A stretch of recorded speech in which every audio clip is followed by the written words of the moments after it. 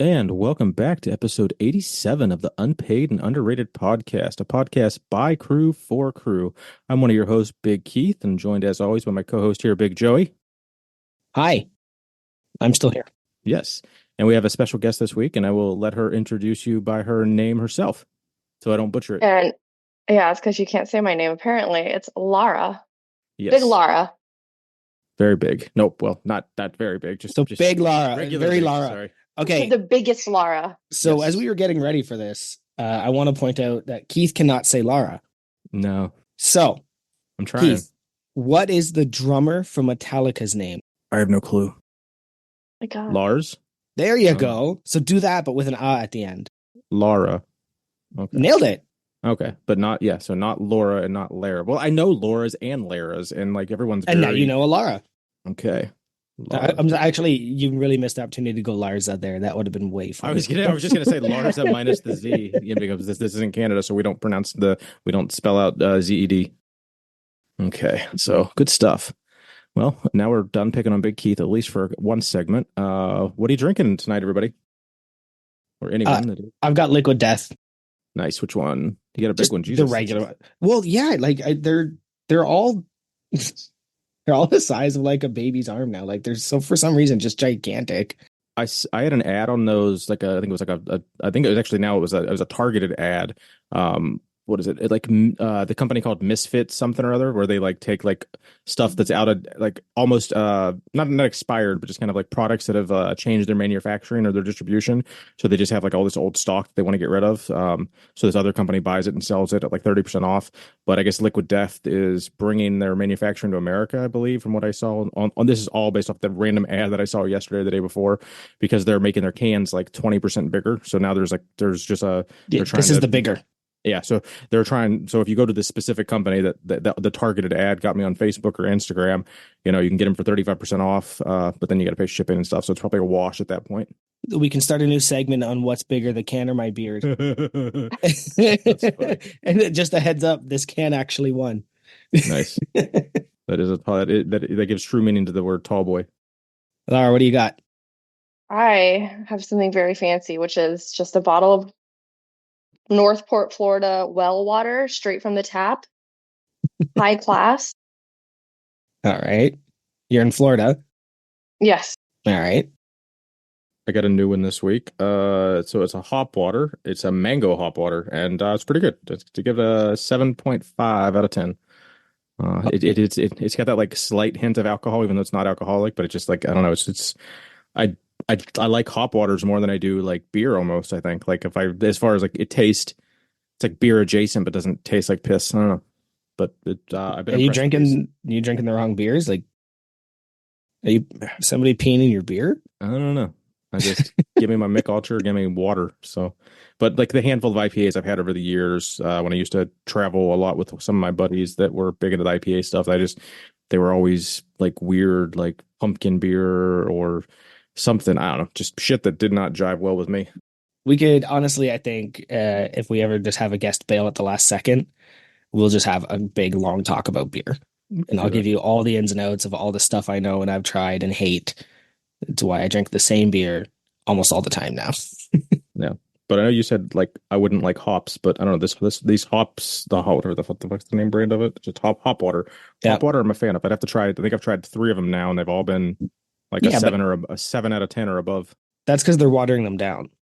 Yeah, like okay, a real juicy IPA is gonna be the most hoppy thing you've ever had, right? Because the hop water is watered down and then added ingredients. Well, that's why it's called hop water, not hop. Correct. Touche. I have a fun story about that. One time we were doing a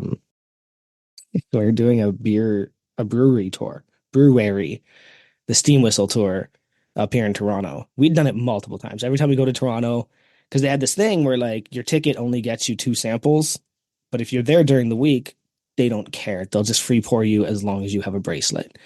So if we were going to like a concert or something, we'd always go to the Steam Whistle Brewery and just get all, liquored up before the thing. And I think the third time we went, we brought a couple of our friends that hadn't gone before, and they did something new where they handed out samples of hops and barley. so you could see them taste or see them, smell them. And then they said, but warning, don't taste them. They're awful. So sure enough, I turn to my friend and I go, dude, take a bite. Make him look like a dick. Right out of Stupid Troopers, right? Take a bite. Make him look like a dick. Show him that it doesn't taste that bad. My buddy takes a bite. Oh my God. He starts gagging and coughing and he's drinking beer to swish it down. He's like, that was the worst. And then I swear to God, within 30 seconds, you just see, like, because we're passing down the cup, you see this guy at the end of the line immediately hand his beer to his partner and bolt for the washroom. And then my other buddy goes, well, you know what he just did. So anyway, don't eat raw barley and hops. So how was Big Scott Dodd's blanks fitting you this week, Joey? Oh, so I'm actually kind of pissed, if I'm being honest with you, because larges are now getting a little small on me. I don't know if I'm just washing them too hard or something, but I guess it depends on the blank, right? Because this is nice. This is cozy. This feels like what a medium used to feel like. Right. And then I've got some other larges that hang off me. I kind of, I like those. But no, this is I've got the red one that he sent me, the deadlift dungeon, strongman gym. It's got skulls on it. But I was like, yeah, today'd be a good day to wear that one. Nice. What about you, Lara? Nice. I think I got it. It's going to go on the whole episode, isn't it? Yes. Excellent. I'm wearing my comfiest shirt, and it's from my gym. Well, not my gym, the gym I go to. Nice. It's House of Wong. Oh, nice. Yeah. Good stuff. I'm rocking out a little home gym con t-shirt tonight in honor of our affiliate link with them. So go ahead and use code unpaid if anyone's interested in going to home gym con. We actually had Jake sent me a DM today saying someone had just signed up for that. So appreciate whoever that was. Hope to see y'all there in April. That was pretty exciting. Last week's episode, DJ Cummerbund. So I was amped about that one. And I got my overrated, underrated question on there because I was the one that suggested Macho Man. Oh, nice. We knew what the answer was going to be, but I wanted to hear it. Yeah. Yeah, great episode. Dude seems like he's a lot of fun. I think Tanner even explained the thing I always talk about I love when they get a guest on and the guest thinks this is going to be like super serious and gym talk. And then like you almost hear every episode where the guest kind of clues in that, oh no, this is going to be silly. And they're not going to ask me anything that I thought they were going to ask me. And I enjoy that Tanner referenced that because Cumberbund was just like immediately like relaxed and having fun. So that was cool. I like the story about where his name came from. That made me laugh out loud. It's just so random. If you were wearing a cummerbund, you'd be dead. Why would I wear that? Yeah, especially in like it was at like a sawmill or a construction site or something, wasn't it? Butcher. Yeah, he was working in a butcher shop or something. Yeah. But either way, I'm going to go ahead and give that 5 Massenomics Gym iPod touches. It's a good rating. I enjoyed it. Just definitely not familiar with who he was other than like the episode where they talked about him like last year, and I still didn't really get it. And like I thought he was actually an artist, not just I don't know. Like I still kind of don't really get what he does. Like I've watched a couple of his things. I did watch the pants. Feet pants, whatever the fuck that was. That was I'm with Tanner on that one. I will laugh every time somebody brings it up. It was just like, I don't know, like I listen to music so little. Like I don't know. Like for me, I want my music to be music, not a parody, but that's me. Like I don't know. I'd say he's not doing parodies. Yeah, well, it's the mashup thing. I mean, what he does what he does well. Like they were well created. I just don't get why, I guess. But I mean, if he's I did feel bad for him because he said he wasn't able to monetize. That was like, damn, dude, you're putting all this at like, what do you like? If you, for as many followers and views as you have, you're not making like tens of thousands of dollars off monetization on YouTube. Like, where are you getting any income?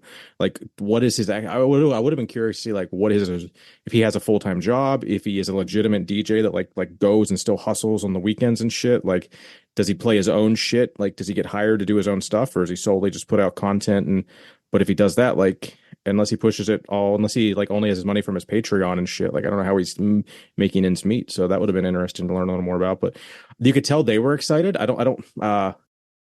a lot of episodes you can kind of tell maybe they're not overly, it's not that they're not excited for the guests, but it's like it's people that are just like, fitness adjacent and kind of in their field. So it's people they might have already met or they've met their friends. And it's just talking to people that are already in your circle. Whereas this was like someone completely out of their wheelhouse and someone that they both fanboyed over. So it was very neat to see them kind of giddy to have like to interview someone for the first time, like out of their wheelhouse. So I did enjoy that.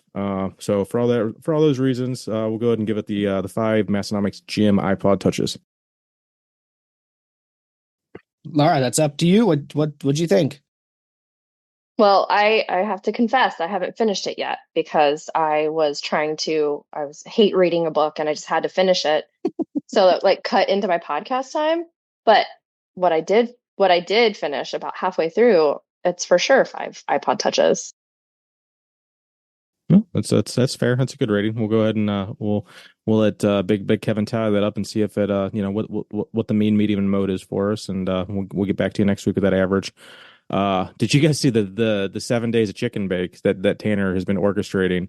That is the most outrageous thing I think I've ever seen. I could not imagine eating up to 5 chicken bakes for 7 days in a row without being allowed to consume anything else other than like water and Gatorade and shit. Like, fuck So, that if you're listening to hard. this, I know it's too late, but do not drink Gatorade.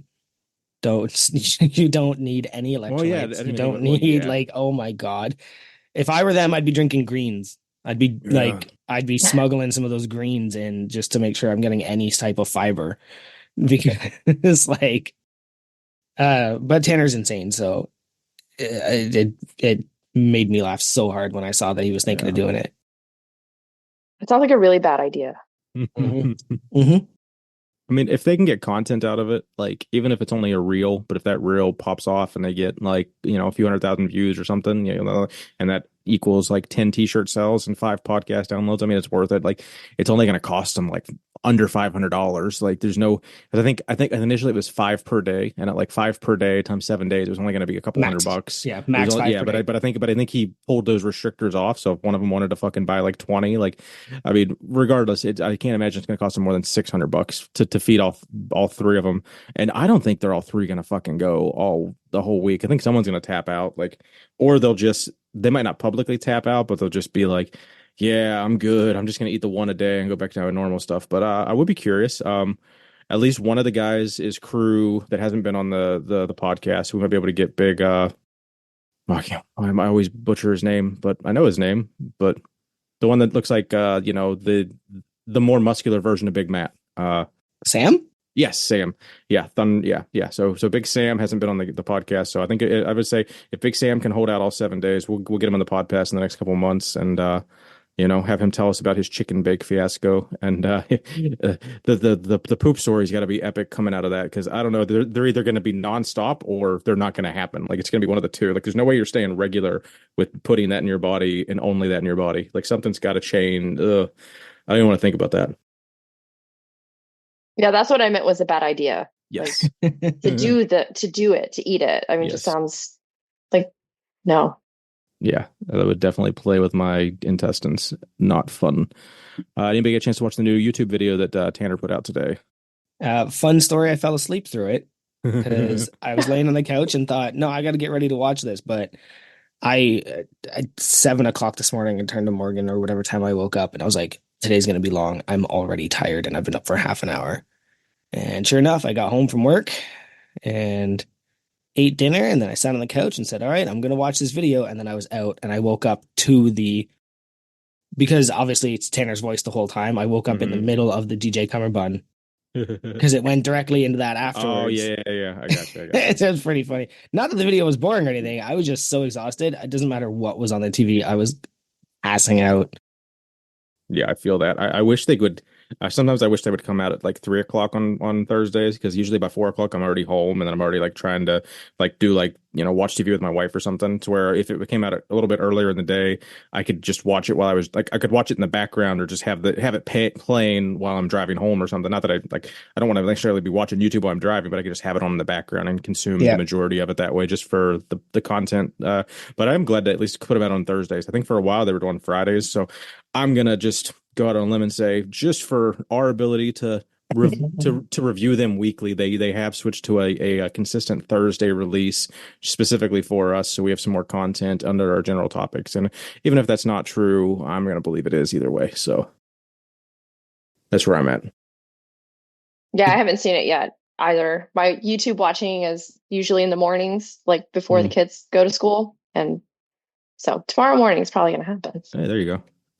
One thing I did like about it, I was just literally looking it up and then completely forgot to mention it. But my wife was like, what's that tattoo on Tanner's calf mean? And I was like, well, I'm not sure. Let me ask him. And the fact that I'm friends with Tanner, it's pretty easy to get an answer. I think I had an answer from him on YouTube in like 4 minutes, and it meant strength. And then he was like, well, at least that's what they told me 20 years ago, but who knows? So I got a kick out of that. And then I had to screenshot it and send it to my wife, and she was like, "Oh, you really asked him?" I was like, "Yeah, why not? You asked me, I gotta ask him." Yeah, why wouldn't I? Yeah, just makes sense to me. All right. The Glaze Search new feature. Is there only one new feature?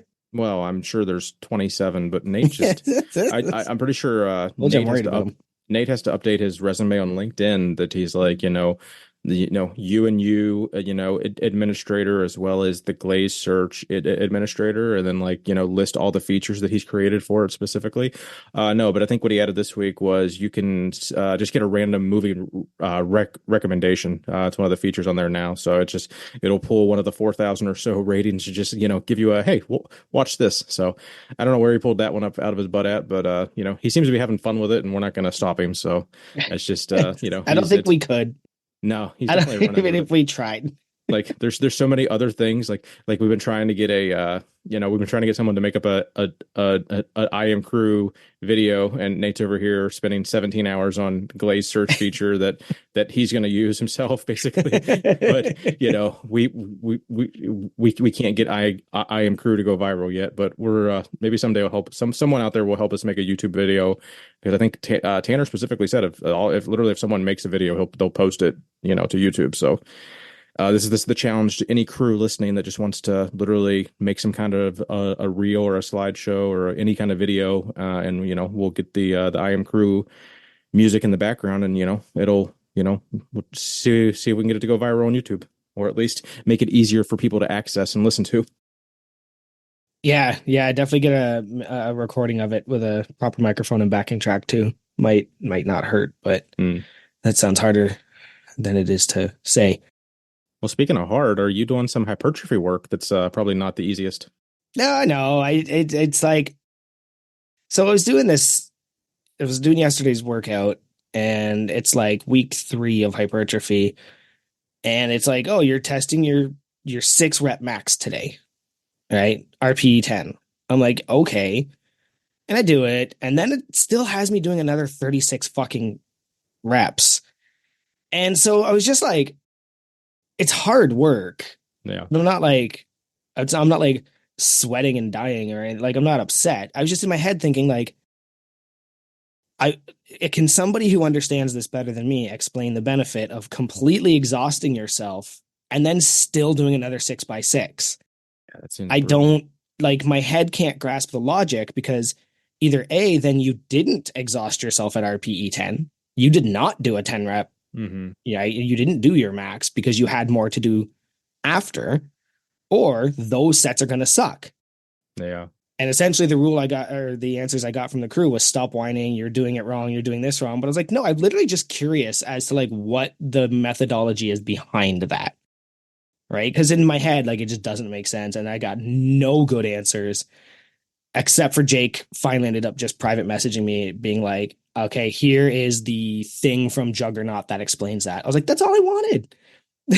Like, I wasn't sitting here like, I can't do this. It's hard work. It was more like, is there a point to doing this, or is Juggernaut just trying to kill me? So I just thought that was pretty funny. It sparked it looks like 2 days of conversations. And I was able to keep up with all that on there. I was just like, oh, they're still talking about RPE and sets and max effort. All I really wanted to know. That's all I really wanted. And then also the next day, I'm also testing my 6 rep squat. Ugh, and it's like, well, yeah, like, it's just one of those things. Like, for me, I don't understand this. I just do Juggernaut what it tells me, and things are going okay. I was just like, what is the science behind utterly exhausting myself and then doing more? And then like by the end of that bench session, I had done over 50 reps. And that's insane to me Yeah, it's a lot. because like by the end of it, I'm just like, so I was it. That was it. It was just the crew not being helpful for a few minutes there. Well, I mean, if there's one thing we can count on from the crew, it's to literally come through on the most irrelevant shit that we don't need help with, and like make memes and like be very insightful and have a million comments about something that really doesn't matter. But when you like actually have something that matters, or you ask for help, sometimes it's just like crickets. Yeah, well, maybe hypertrophy isn't for you. That's not at all what I suggested here. It's like let me answer the question you didn't ask. But no, my buddy Big Chris does the juggernaut down here in the basement with me on Sundays, and I'm just like, you've been squatting for like an hour and you're still doing sets, but like in the back off percentages are only like 10% less. Yeah. Whereas like if my coach does something like that and like we are going to do back offs, like it's like 40% less or 30% less, because I can't, like, my body won't be able to handle necessarily like, all right, give me one top set, like one heavy top set, and then the rest is just fucking like 60% hypertrophy, not fucking 80% hypertrophy, because my joints ain't gonna handle that shit. Yeah. But I'm also getting stronger. Like there are obviously noticeable changes since I started using Juggernaut. So I'm not gonna like say it's not working, but it's just like logically it didn't make sense to me. Yeah. Right? Like run for your life for 20 minutes. Okay, now let's go for a brief jog. No, like that's not like, your body's gonna be like, fuck off, dude. Anyway. Last point before we get our guest on, or before we do our ad read here. Nate sent me a really fun podcast today, and I thought this was career relevant.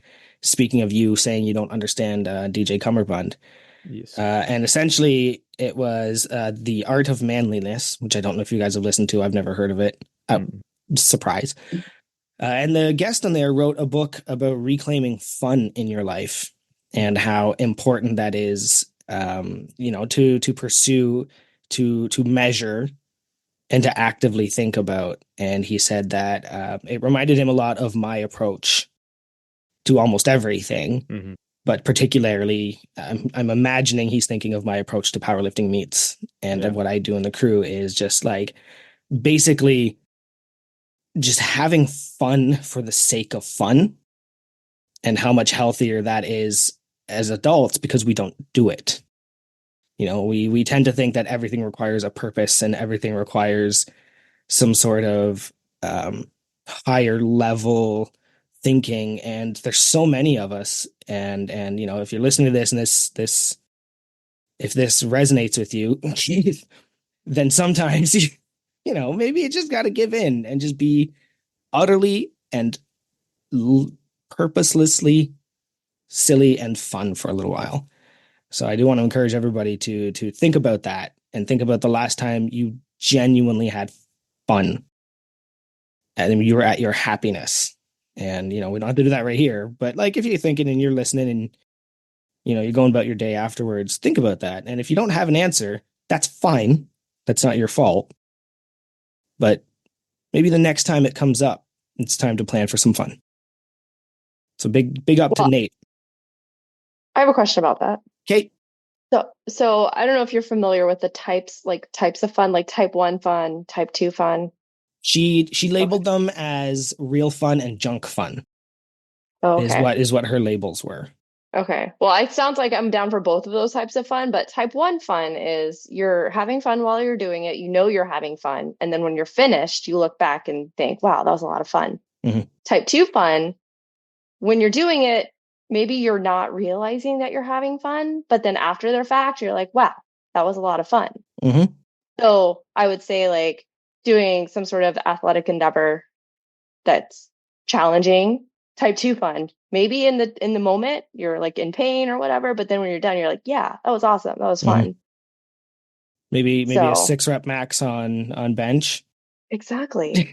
And then doing more after that. Type 2 fun. There's this author, she called it like real fun, which I think she had 3 things. I'll have to go back and re-listen because I was driving, but it's like a genuine connection with somebody else, feelings of joy, and I forget what the third one was. She said that in almost all instances, nobody had fun alone. that in every story where somebody said they were having genuine fun, it's because they were having a connection to somebody around them. Laughter was a big part of it.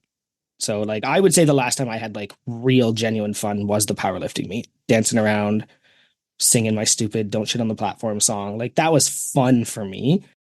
But then she also had junk fun, which is the stuff that we think is fun at the time, and then at the end it doesn't really last or resonate. So social media, movies, television, like that stuff's not real fun. We are just wired to enjoy it because dopamine and all that shit. She also wrote a book about detaching from your phone, but I think I'll read the phone one before I read the fun one because Just sometimes make sure you download it on your phone and read it on your phone, so you know it really hits never, home. never. Anyway, we have this game we like to play. Yeah. Just wanted to thank Nate for that. It was nice. I haven't even told Morgan yet, but it was. I always say that the nicest thing you could do for somebody is see them, and I felt seen by Nate there, and that was really awesome. Thanks, Nate. I enjoyed that. That was it. I'll briefly tie onto the to where you're talking about joy. Like I definitely felt some joy last night in my gym. The we started letting the cats downstairs in the basement if someone's down there with them to supervise them because it's not really there's still shit I need to do to quote unquote cat proof it from kittens because they're still getting into shit they shouldn't be, and I have to like put away some certain chemicals and stuff, and just like there's just like loose construction materials and stuff I got to get out of the way basically. But like they were both kind of just chilling and got some really good pictures, and I broke out some of or other our deceased cats toys that I had basically put in a box a year ago, and that was kind of the fact that I was able to open that without like completely breaking down or anything because I was doing it for a purpose to like give them a toy to play with in the basement. I thought that was like I was really happy that I could do that. And then like watching back my videos of me talking to them, like before I was getting ready to do my set, and just like, if they were looking at me, I would literally just like pause for 30 seconds to go pet them or something, like all caught on video. So like watching that back when I was trying to edit my clips last night, I was like, oh, that was pretty fun. So having a little bit of that back. So I will say, because when you had mentioned like that everyone only has fun with other people, I will add in that like I think you can include pets into that, and you can definitely have joy and happiness and fun with pets. Sometimes more than humans, honestly. Yeah, I mean, connection. When I say other people in general, I probably just meant other I living gotcha. things, or even sometimes connection to like the sun and stuff like that. It was also mentioned. I know I enjoyed being in the sun more than anything. Anyway, Lara, yeah, Lara, Big Lara, Keith, Lara. Real big, as Yeah. I inadvertently said earlier. Do you have an ad read for us today? I Get to all the do. serious I stuff. do. I think it kind of, fits into the conversation we've been having as well, because if you're looking for a podcast and you want to hear high level stimulating discourse with the greatest minds in strength sport, maybe you should check out Table Talk.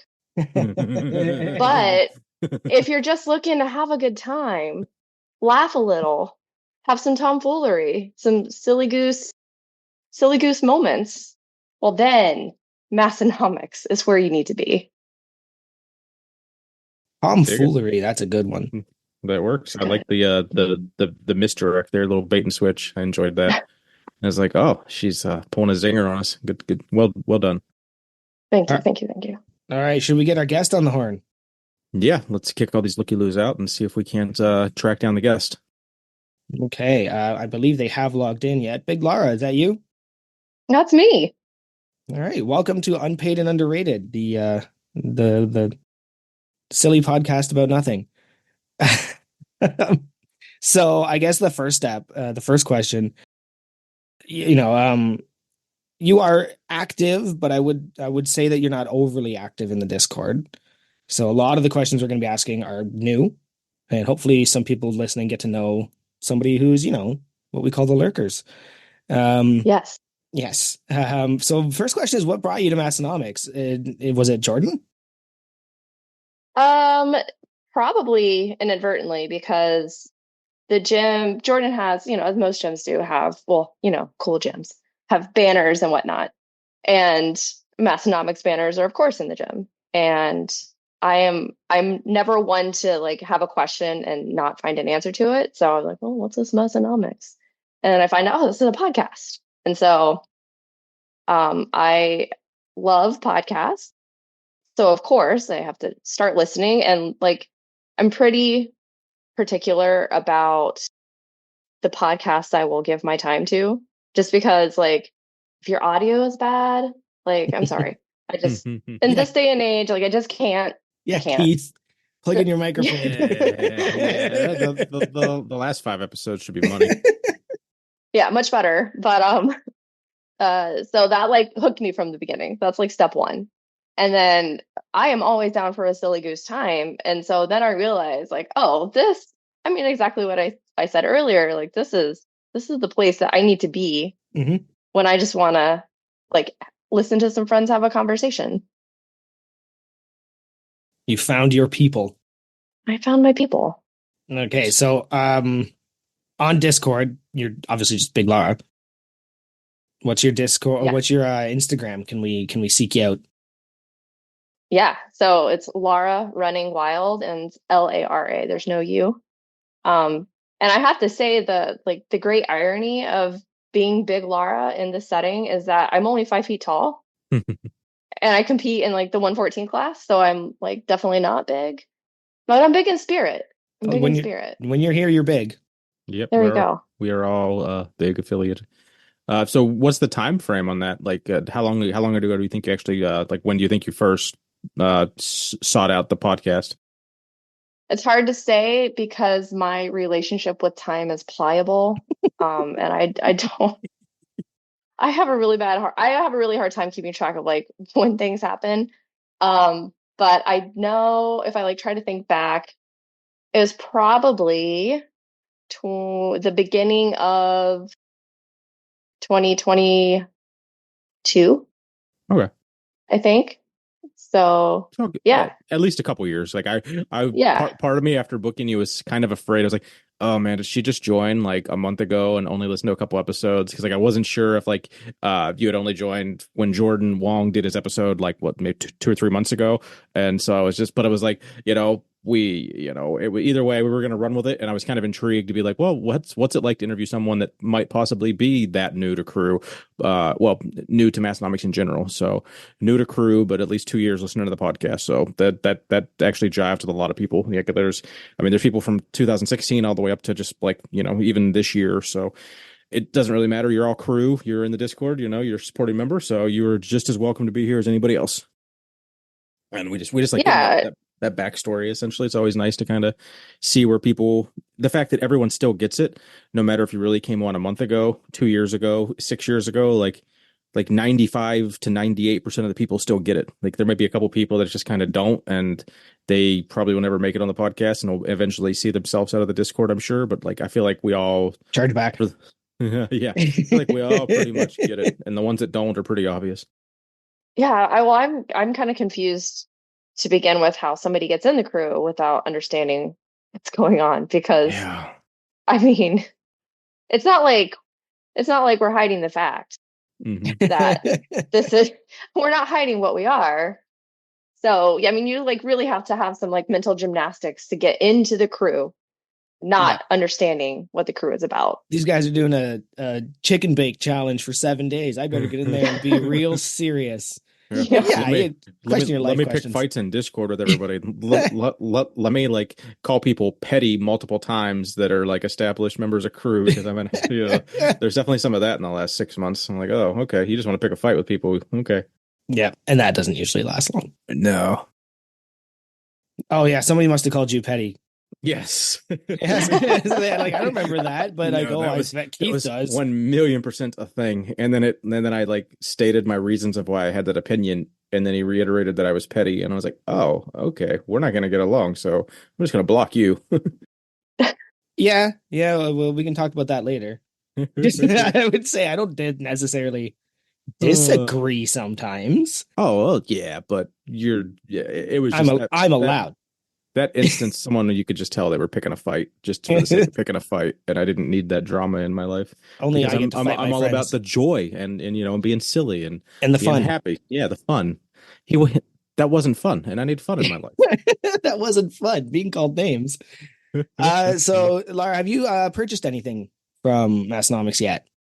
Yeah, I have. And I have to tell you, my crowning achievement as far as purchases go. Um, my husband just got into powerlifting and his first meet was in December. Hmm. And so he's just like the chillest guy, like no fuss, no muss, go with the flow. And he's like, I need a singlet. I'm like, oh, don't worry about it. I'll buy you a singlet. He's like, okay, great. So I get him the deadlift socks. I get him the Massonomics singlet. And so he's like, yeah, this fits fine. Not knowing, one thing from the other. And so he's completely decked out for his first meet in Massonomics. So that's definitely my favorite purchase. That's amazing. That's what you got. That's what got you on my radar. And I was like, oh, I'm gonna add her to the list because that's great. Like that's so like influencing the spouse to just be decked out in, crew attire is very cool to see. But he still doesn't even know. He's not going to know until he listens to this podcast what I did. So And, that, and so I'm ratting myself out. And it's funny for you, which is great. Oh, I think if you've learned anything, funny. There's a lot of us that spend a lot of money to make ourselves laugh. So when a random person DM'd him asking for all pertinent details about you, did he get that it was for Massonomics / Unpaid and Underrated, or was it just like, oh, it's just a random podcast for work? Like, does he have any clue like that it's about what it's about? Well, I think what I told him was, I was at one podcast that Jordan was on it's possible he thinks I'm talking about table talk. I didn't really clarify. So we'll see what happens when he listens, if he puts two and two together. Well, sorry to disappoint. This is not table talk. I will not be sniffing every 3 seconds into the microphone. That's so bad. Like that still gives me, that was worse than what Nate did with his freaking the ASMR read. Oh God, that was so. You know what? I never noticed it on Table Talk, and then somebody pointed it out, and I still didn't notice it. And then I was kind of listening to some more of the Massonomics on Table Talk last week, and just he did it once. And I have a thing. I don't like body fluids, and I don't like human sounds. Like my kid likes to go like for fun, and it grates me. I'm working on it and doing some stuff to get through that. But he did that while I was driving, and I was just like, nope. I had to go listen to something else. Well, I know Joey usually doesn't like talking about what people do for a living, but I'm very intrigued by your job. So we can talk about it as little or as much as you'd like. Just do you want to tell the listeners what you're currently doing for a living? Yeah. So it's great because I work for myself. So I'm my own boss. So I can't get myself into trouble. But I do to put it as succinctly as possible, I do like podcasts managing and do like stuff related to that. So I feel very deep in my heart when you were saying about like the microphone, like the mouth noises on the microphone. So I have to deal with like a lot of that editing, and that's just a sound you never unhear. Mm-hmm. It just like lives in your head forever. So yeah, that's what I do. Lets me work my own hours, get the kids off school, get the kids from school, get them to, all the places they need to go. Yeah, I've been doing that for a while now. And then get on Unpaid and Underrated and think these fucking amateurs. No, I would never judge. Keith, go ahead. Do you have a background in actually? Did you have your own podcast? Have you been on podcasts before? Like, how do you get into this if you don't already have kind of you have to have your feet in the water in podcasting world, I'd imagine, right? Well, not exactly. Okay. So this is how it happened. Back in 2020, been in the before times. I was working for a Chinese company, and then something happened with the world, and I very quickly saw like that the Chinese government changed some laws about remote workers, and I was like, this isn't a good situation for me, so I need to like get a pivot out of this position. So I had a friend who she does virtual assistant work, and she's like, you should do it. They're so versatile. You can kind of make your own gig out of it. And I was like, all right. So I started doing that on the side, and it just started off very random with like just like the most like I had a guy who ran a pool company. I did like random tasks for him. And then eventually I started getting into clients that I wanted to work with. And one of my very first clients, she had a podcast, but I wasn't doing her podcast for her. And then over time, she's like, I want to do less of like the managing of my podcast. Do you want to learn how to do this? I was like, yeah. And then I figured out, hey, I really enjoy this aspect of what I'm doing. And I already had some other clients who one came to me, she's like, hey, do you know anybody who does podcasts? Because I'm thinking about starting one. I was like, well, actually, I do that. It's awesome. Right. And so then it just kind of happened organically and then like word of mouth. And then that's kind of how it grew. Just referrals from current clients referring me to their friends or like the friend of the friend. And Nice. yeah. Well, I mean, as your husband knows, you are on the Table Talk podcast, so we have a huge audience. So if you want to go ahead and Right, if you wanted right. to plug your business, your website, or anything, feel free to now. Yeah, so I'm pretty low key as far as like marketing. You can contact me through my Instagram. I do have a website. It's Charm or Virtual is my website. You can also contact me through my website, but yeah, that's what I do. Cool. Yeah, that was awesome. I was very intrigued by that. I don't. I think I cut Joey off earlier, so if you get a follow up, I will tag myself out for the next round. Well, I just also wanted to point out, Nate, don't get any ideas. We are still the unpaid crew here. Is there any clients you think we would recognize that you'd want to talk about, or do you kind of want to keep that close to the chest? You probably wouldn't recognize any of them. They're like all in, well, they're all in like the health and wellness space, but like more bodybuilding and Oh, like yeah. physical therapy. So like adjacent worlds, but not like Mhm. commingled, I would say. All right, that's fair. Just thought it might. Hey, wait a minute. It's like I know that one, Yeah. but I mean, again, you could have said a name, and I would have been like, "Go great," and probably had no clue Oh who it is yeah, anyway. totally. A Yeah, smile and nod. yeah. Yeah. This might be a stat you're familiar with, but probably not. As far, how many active podcasts do you think there are like currently in the world? Oh my God, I don't Like even know. it's What got to do they be. consider active? Well, What do you- Napoleon, there's no way to know that. have you put out an episode in the last 6 months? Have you put out 2 episodes in the last 6 months? It's millions. It's I got to know. be Is it millions. literally millions, like, or is it like It hundreds of has to thousands? be. Like every Like white guy millions, with a millions? microphone has one, right? Like they're out Crazy. there recording their hot takes and putting them out there and getting canceled. Yeah, I bet it's millions. It's got to be That's millions. Seriously, it has to be. that's crazy. And we are, the fact that we're pulling in a couple hundred people a week, that's good enough for me. I'm happy. I'm still shocked about that. Yeah. Well, we'll see if it's. I don't know. I know there's definitely at least 30 people that listen every Tuesday. I'm sure there's 200 people that have it downloaded. Like, because all you have to do is subscribe and it downloads. But like, Mhm. are you listening? I don't know. But yeah, it's still pretty cool though. I'm happy we're still doing this. 9 months later or whatever it's been. No, big things coming this year though. Oh, yeah. We'll bring them back. So the question here is, where do you live? What are you from? Oh yeah, typo. God damn it. No, Where I are think you? that's perfect. That's Yeah. perfect. What am I from? I am from Florida. And as being from Florida, that is what I am from. So no, that's totally accurate. You nailed it. Well, that was segment number 2 of picking on Keith. I But was I had that one coming for surprised. sure. Yeah. That was self-inflicted. Yeah, I was just a little surprised there. So, I'll read a little bit of this. This is your life kind of session here. So you used to bodybuild and do Yes. bikini comps, Mhm. Yep. and then decided to start powerlifting, and you had your first meet in 2022, Yes. but you had Sort of, another actually. meet in 2017.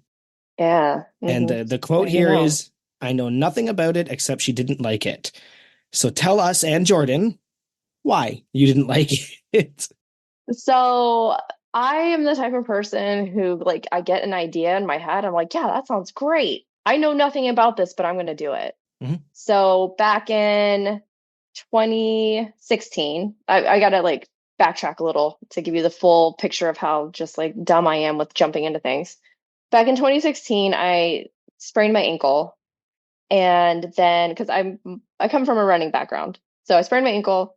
I then ran 2 races that weekend on the sprained ankle because I didn't want to not run them. And then like I really fucked up my ankle. And then it was weeks before I could run. And I had a cousin, or I have a cousin, and she is a bodybuilder. She's like, why don't you do a competition since you can't run? I was like, okay. So I hopped into like a prep for a bikini show. And I was like, well, that was fun. Now what? And then I was like, well, I see these powerlifting things. Let's try one of those. And um I did like cursory research to like find a meet sort of near me. And I tried to, and I know nothing about powerlifting at the time. So I tried to find a local coach because like I don't have like squat form or bench, like never in my life had I benched. And so I tried to find a coach who's local to me so I can maybe like get some like hands-on help. And I find one guy who is in my town, and I'm sure he was like a great coach for a certain type of person, but he wasn't the coach that I needed. And so my experience with that coach was like just not what I wanted. Just too aggressive, and kind of, then or what was the? no, like I'm a person that has lots of questions. Okay, so And maybe he's not he's like the just do what I say type of coach. yeah. Like, don't you trust the process? I'm like, no, I didn't, not necessarily. Or at least want to understand why I'm doing what I'm doing. So I finished my training cycle with him, went to the meet. It was and like I'll say this, but I'm not like talking shit about any federations or anything. This is just like the fact of what it was. It was a USAPL meet, and it was very like there's no music playing. I didn't know anybody. Like nobody was like the crowd wasn't involved. Nobody was cheering for anybody, and it was just like I don't know. It felt like it was at church or something. And I was like, okay, well, I guess I did that. I don't ever want to do that again. That sucks. So then I like at this time, this was I don't know, over a year of not running seriously. So I was like, well, I'm gonna get back to running now. And then COVID happened, and I had just achieved like January of 2020, I had just achieved a like really big milestone for my running goals. And then I was like working towards another one in May. And then all of the races get canceled. And I was like, fuck. So I was like, well, I have some equipment in my garage. I can start lifting again. And then I jumped back into bodybuilding. And then I did that for 2 years and then got really like tired. Like I realized that I do not have the natural genetics to be competitive in bodybuilding. So I was like, well, I can get stronger. And Northport, where we live, it's a pretty tiny town, and our gym situation at the time it wasn't that great. So I was going to like an Anytime Fitness just because that's what was there. And my friend who was all like I met at the gym, her name's Meg. She ended up getting uninvited from the gym because she was using a tripod. And yeah, so she was using a tripod, and she's like, fuck this. I heard my friend told me about this other gym down the road. Come with me. I was like, yeah, fuck Anytime Fitness. And so Fuck 'em. then I walk into Jordan's gym and saw everybody powerlifting and all these really strong women. I'm like, oh my God, this is way better than not eating or getting lean. So then my daughter, at the time she was 10, I think, if the maths, she was 10, and she like randomly started asking to come to the gym with me. And Jordan was like, yeah, of course she can come to the gym. And then she gets into powerlifting and does a powerlifting meet. And I was like, well, my daughter's doing it. I mean, I got to do it. Maybe I'll have a better experience this time. Sure enough, it was like night and day. And so now we're powerlifting and having a lot of fun. Which federation was the better like that you ended up having better fun in? Well, the federation that so Jordan puts on the meets and he does RPS, but I've come to realize it's not necessary. I don't think it's necessarily the federation. I think it's the meet director. 100%. And so I would say I think that there are times there's jokes to be made about the difference between some of the federations because I'm in WRPF and one of the running jokes is that we're just so laid back and lazy and like just fat guys lifting, whereas so like USAPL and IPF and all that are like serious people. So I was just wondering if that's kind of what happened there. But it is. It's usually the meet director for sure. But Yeah, even the gym, the crowd, it's kind of right. insane that like you were like lifting in front like of people that weren't happy to be there. That's so weird. Yeah, and like there was a video I had found and like posted on my Instagram of like my final deadlift from that meet at the USAPL meet, and then my final deadlift from like one of Jordan's meets. And you gotta listen to it with the sound on because like you could just hear a pin drop in that first video. Final third attempt deadlift, not a It's sound. lifting in a golf like Oh yes, like golf claps or like snaps. Yes, very good lift. So Three white lights. yeah, I would like to do one meet like that. Just are utterly you sure? silent. Like you just walk out, you lift and you put it down and you nod and you leave and That is well, literally what it was. it would be like because if I saw it coming, I think it would be hilarious. But like if it was my first meet, I would hate it. Like there would be like this isn't what I want to do with my time. So that's I can see the value in it from a funny perspective, but not from like a legitimate USAPL perspective. Yeah. So I won't be doing that again. All right, so there's the story. Jordan, if you're listening, now you know. You saved powerlifting You for saved Lara. powerlifting. So do you and your family train together? Like, do you actually have it to where your schedules line up, that like you, your husband, your daughter can actually go to the gym together as a family and kind of like train together and do like sets together? Or is everyone kind of on their own time? We have some days where we can go all together. He like Saturdays is like squat Saturdays at the gym. So Nice. we'll usually get to go on Saturdays together, and then like Sundays the kids come with me and we all lift. But usually my husband's working. But yeah, it's cool because now my son is he just turned 10 and he signed up for his first meet in June. So like now we're all doing the meet in June. It's just everybody's doing it now. It's That's awesome. contagious. I That's love to hear that. exciting. I always love doing meets with my friends. Like that's to me, it's like I'll do any federation if I'm not alone, kind of thing. Like I've Mhm. Yeah. I have USAPL literally in my backyard as of like 2 years ago. One of my buddies who owns a gym has been took over as a meet director for USAPL. Do I love USAPL? No. Do I wish I could pull on a deadlift bar? Yeah.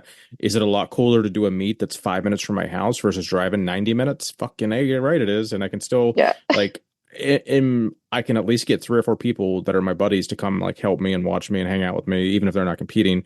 Whereas if I had to drive to Niagara Falls, like yeah, and like one person came out to Niagara Falls, I think with me, or actually nobody one other time. So it's like I think I'm good with going to Niagara Falls unless it's like a big crew of people. If I have the opportunity to lift locally, so I think going forward, yeah, I'm gonna do a USAPL meet in Rochester in like March, and then do the Lift Hard in July, pretty much every year until something changes. Well, I mean, you could just make friends at your meets. No, I mean I even know the people. It's just it's more fun. I don't know. Like I've got like my core group of people. Like I don't know. It's so much more fun to you know. I think every meet I do, I like gain followers and Oh, follow for people sure. back in every meet. Yeah. And some of them I still talk to today, right? Like my first unsanctioned meet, I still talk to Josh. Right? He's a strong man, but he was like, I'm just here to see what I can pull. And yeah, like we still chat all the time. He's a really cool dude. Nice. So the key is to just be fucking menace. Mhm. And it'll attract the silly people and they will want to follow you and talk to you after. There you Well, go. speaking of being a menace, is having your own chickens, is that something, are they menacing or are they pretty chill? Oh my God. Ugh. It's so funny that this is a question because we had one round of chickens Okay. and they were very friendly. Well, they weren't all very friendly. Some of them were assholes, but for them, like they were like you could call them and they'd come for treats. Like they're very food driven. And then one of our hens hatched some eggs, and now we have like a new round of chickens. All but one of the first round have, gone to chicken heaven. But so now these new chickens, they're just scared of everything, and Like they don't even come have treats with me anymore. It's kind of sad. But I think I work from home and I'm by myself all day, so like I have to rely on the chickens to entertain me and like talk to them. So like No, they used to come and like we'd have like snacks together. nope. These chickens don't want to have snacks. You have a good opportunity for a meme or a video where all the chickens come running to you, and then you just look at the camera and go, "See what you're doing, Tanner." Just make sure it comes out before this video goes or before this podcast gets released, because I think that would be a really fun addition to the chicken bake challenge. Oh, that's showing how slow I am because I didn't register that you were talking about the chicken bake. So it's just like because I didn't get up there Yeah, yet. it could be like a video of you looking at the chicken bake challenge, and then all the chickens come running, and you just turn to the camera, just be like, "This is what you're doing, Tanner. Look at what you're doing to them." That would be hilarious. Like, we need 700 of these little hatchlings to feed these three fat ass crew for 7 days. Well, see, these chickens won't come running. They like go flying away like I'm a That's true. predator. I'm like, no, I feed you. What is wrong with you? Oh, that would actually even be like you showing them the chicken bake video and them flying away. That would be That I could handle. It's like, hey, chickens, They would play along. check out this chicken bake video. My neighbor had chickens for a while, little smelly little buggers, and I always got out, and I was afraid of them because I was so young. Because like when you're 14 or something, you've never seen a chicken in your life, and he's like, "Oh, go around outside and grab it." And you're like, "No, it's gonna flap at me, and I don't know what that means." And now they're basically like dinosaurs. Yes, Murph would agree. Murph is afraid of well, no, Murph has a healthy respect for dinosaurs, she calls it. It's not a fear of birds. Like that. It's a respect of dinosaurs. I love that there was multiples of us that had like went into her comments the other day when she did her like flashback of the outside gym, the patio gym, and I think a couple other, at least two other people said something to the extent of like, you don't have the gym anymore because your fear of birds or your hatred of birds or something to that extent. So like the fact that that's still living on makes me chuckle. All right. Now you go ahead. I'm scrolling here. There's some good stuff in here, but I'm gonna make you ask that one because that's so you're a big reader, it looks like. So did you knock out 52 books in 1 year? That seems a little more than I could do. Yeah, it was 50. I think 50. that must have been from my husband. I think he was giving me extra credit. Oh, there you go. Yeah, it was 50. Well, like I was saying earlier, like I haven't finished the podcast yet because I was hate reading a book. This is a book that everybody is like, oh, this is such a great book. You have to read it. And I got like halfway in. I'm like, this is a piece of shit, but I have to finish it. I've already invested this time. I have to finish it. Now, are you more of the standalone novel reader, or do you like books in a series? Because I can't stand standalone novels. I only really want to read books that are part of a series. Yeah, I mean, not intentionally, but I guess most of what I read are series, except for I love autobiographies, so Okay. those are like standalone. But like, I love fantasy, like Lord of the Rings is my favorite. So, series like that, yeah. I tried getting Lord of the Rings books, but like I don't know, like I found them so late in life, and I found them after I had already like read modern fantasy for like a decade, and then trying to like read Tolkien, which is good, but it's so dated. And I get that it inspired everything that I love, but as someone that like loves what he loves, trying to read something to me that is like not as good because it's so dated, like I couldn't get into it super hard. I don't know. They weren't bad, but to me they weren't like as enjoyable. It's just like modern. Like I'd much rather like read Brandon Sanderson than Tolkien. God, I knew you were going to say Brandon Sanderson. I just knew it. I mean, there's nothing wrong with Brandon Sanderson at all, but I just like I could feel it coming. Okay, then let's while we're on the subject, let's go Mount Rushmore favorite authors. Okay, how many presidents are on Mount Rushmore? 4? 5? 4? 4. 4. Okay, for sure, Tolkien. Let's see. Oh, what's his name? What's his name? Hold on. It's I gotta hard look. sometimes, isn't it? Like Pierce Brown, okay, the Red Rising series. I don't know if anybody knows that. not off the top of my head. Oh, it's excellent. So that's two. What else? I'm just so all over the place. Can I say Tolkien again? That's it's just all good. Like, we could switch it to books if you wanted to, because again, authors are hard sometimes because it's like, Yeah, it's their really whole body tough. of work, but it's all good. Do you utilize Goodreads, the app to like I catalog? do. I love Goodreads. Goodreads Oh is yeah. it's my favorite. I would be lost without it because it's like I don't want Can to. we be Yes, yeah, can we be absolutely. friends? Yeah, Okay. 100%. I will actually, yeah, well, I'll find you on there. That's good. Goodreads is my jam. Basically, anyone's not familiar, Goodreads is like the Glaze search for Oh, Glaze books. Reads already zipped through my head. Glaze Nate, if reads. you're listening, go ahead and get in there. Start the Glaze Read and I attach it to the Glaze rating. Glaze Reads. I don't think it'll be compatible because on Goodreads it's 1 to 5 and IMDb is 1 to 10. So like my scale, he'd have to figure out some kind of algorithm to offset the fact that it's two different or rating scales. But Yeah, no, I that's have good. a I mean, don't go on my Goodreads judging me for the ratings I give because like I don't give almost every book I read a 5 stars just because I feel bad. Oh, Like you do give like it oh 5 stars? Yeah. you tried really hard. I'm just gonna and I didn't enjoy it, but I'm gonna give you 5 stars anyway for the Yeah. most part. Yeah, no, to me the baseline if I finish the book, which is like I pretty much finish every book is a 3 unless it was just bad. And then it's it'll go up to a lot of them get 4s, very few 5s. And I think there were some like really shitty books I think I was forced to read in high school that it was like, oh, this is horrible. Like until 1. No, thank you. Yeah. I haven't read a fiction book since university, so that was probably about 15 years ago.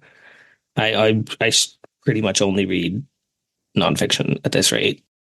I don't never read a nonfiction book in my life. I don't Yeah, think so. we had to read them in at some point, and I want to say the last one I read that I enjoyed was The Great Sargassian Sea, and ripped it apart, to be honest with you. So right now I'm reading Arnold's book, Be Useful. I Yeah, have I the read that. It was great. I read very slowly. I don't actually enjoy sitting down to read, so it has to be something I really need to read.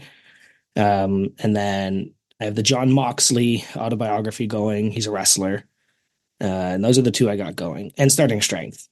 That one I haven't picked up in a while because every time I pull it out, the kids try to steal it. So I can only read at night. And by that time, I'm exhausted. How old are your kids? 4 and 2, four and a Oh half God, and 2. Yeah. you're in the trenches. Oh, yeah, but I love them. It's exactly where I want to be.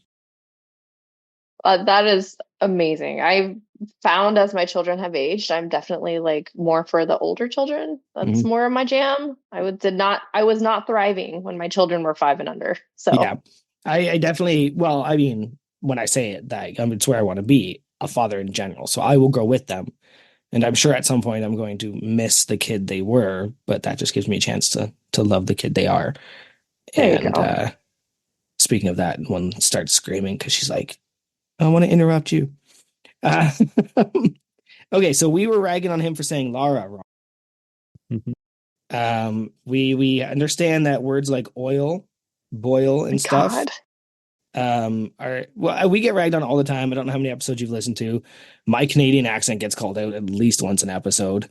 And we were ragging on Keith for not being able to say Lara. So what are the words? And do you think there's like a background to why you say them differently?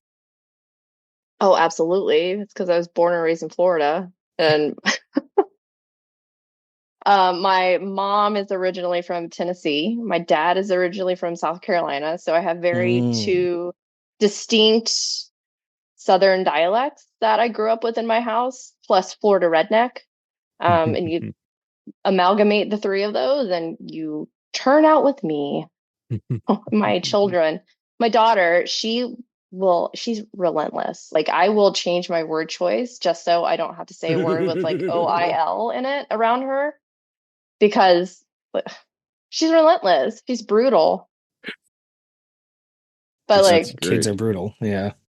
yes, it's So just the way that it's strictly words that end in OIL or well, terminate I in mean, OIL. I'm sure there are other words, but that's the one that always I'm like, I know she's gonna say something if I say this word. So like instead of saying um like and I'll say dirt instead of soul, or I'll say I gotta go There it is. I don't know. I'll give me the instead of give me the olive oil, I'll be like, give me the jar that has the yellow label. That's great. Oh, that makes me chuckle. Yeah, we don't like teasing people too hard, but I'm glad I got a couple of the twangs in there from you, so I actually could Oh, like register what they were talking about. Oh yeah, yeah, as soon as you said it, I was just like, oh, I recognize that. Like I've heard that yeah. before. Yeah. Yep, Oh yep. yeah. Yeah, when I was in second grade, I switched schools. And on my very first day at the new school, we had a spelling test. And the teacher's like, just take it. We're not going to count it for anything. Don't be nervous. I just want to see where you are. And one of the words was Washington, like President Washington.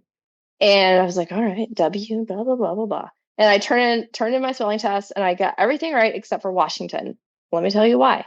Because my dad, being from South Carolina, says Warsh. So Yep. I thought there was an R in Washington. Yep. So I will never forget that. Sometimes I say it on purpose because my grandpa always said wash. You know, wash my hands. Yeah. Yeah. Tanner said it a few times this past couple weeks because Mhm. basically an homage to Huck Finn, because I think it was like either the week he was on or the week after he was on, like Tanner said Washington multiple times, like because that's exactly how Huck Finn says it. So it was kind of funny that kind of came full circle on that. Just did you want to ballpark it for our guest? I don't want to put you on spot on what your actual age is, but are you submasters, juniors, masters? Just to give people a little more clarity of people like to know if they how much more they have in common with the list with the guests sometimes. Yeah. Well, next week is my birthday. So next week I will be 40. Nice. Yeah. So then you do get to do masters in June then. So that actually works Yeah. out. Oh, I'm competing in March actually. So I Okay, get to do you're right. masters in Sorry, that's March. right. Yeah. Yeah, Nice. you're exactly the same age as I am. That's fun. Are you coming to the Lift Hard, Live Easy? I am not. I That's am okay. not. It's all right. It's Yeah. full. You Yeah, you I know. you'll just miss out and I know. have to watch the video of all of us being silly geese, silly If gooses. Geese if isn't the word. is it not? If you Let's had make to it gooses. Gooses. Executive decision. Nice. If you had to put a percentage number on the likelihood of you coming to Lift Hard in 2025, what would that be? Well, I mean, it's definitely a possibility because There you every summer we try to do a trip with the kids. go. Hmm. And, you know, I've never been to South Dakota. I hear there's a nice place to visit, so, It's why flat. not? It's very flat. I'd love South It Dakota. it can't be flatter than Florida. South Dakota was great. North Dakota can kick rocks.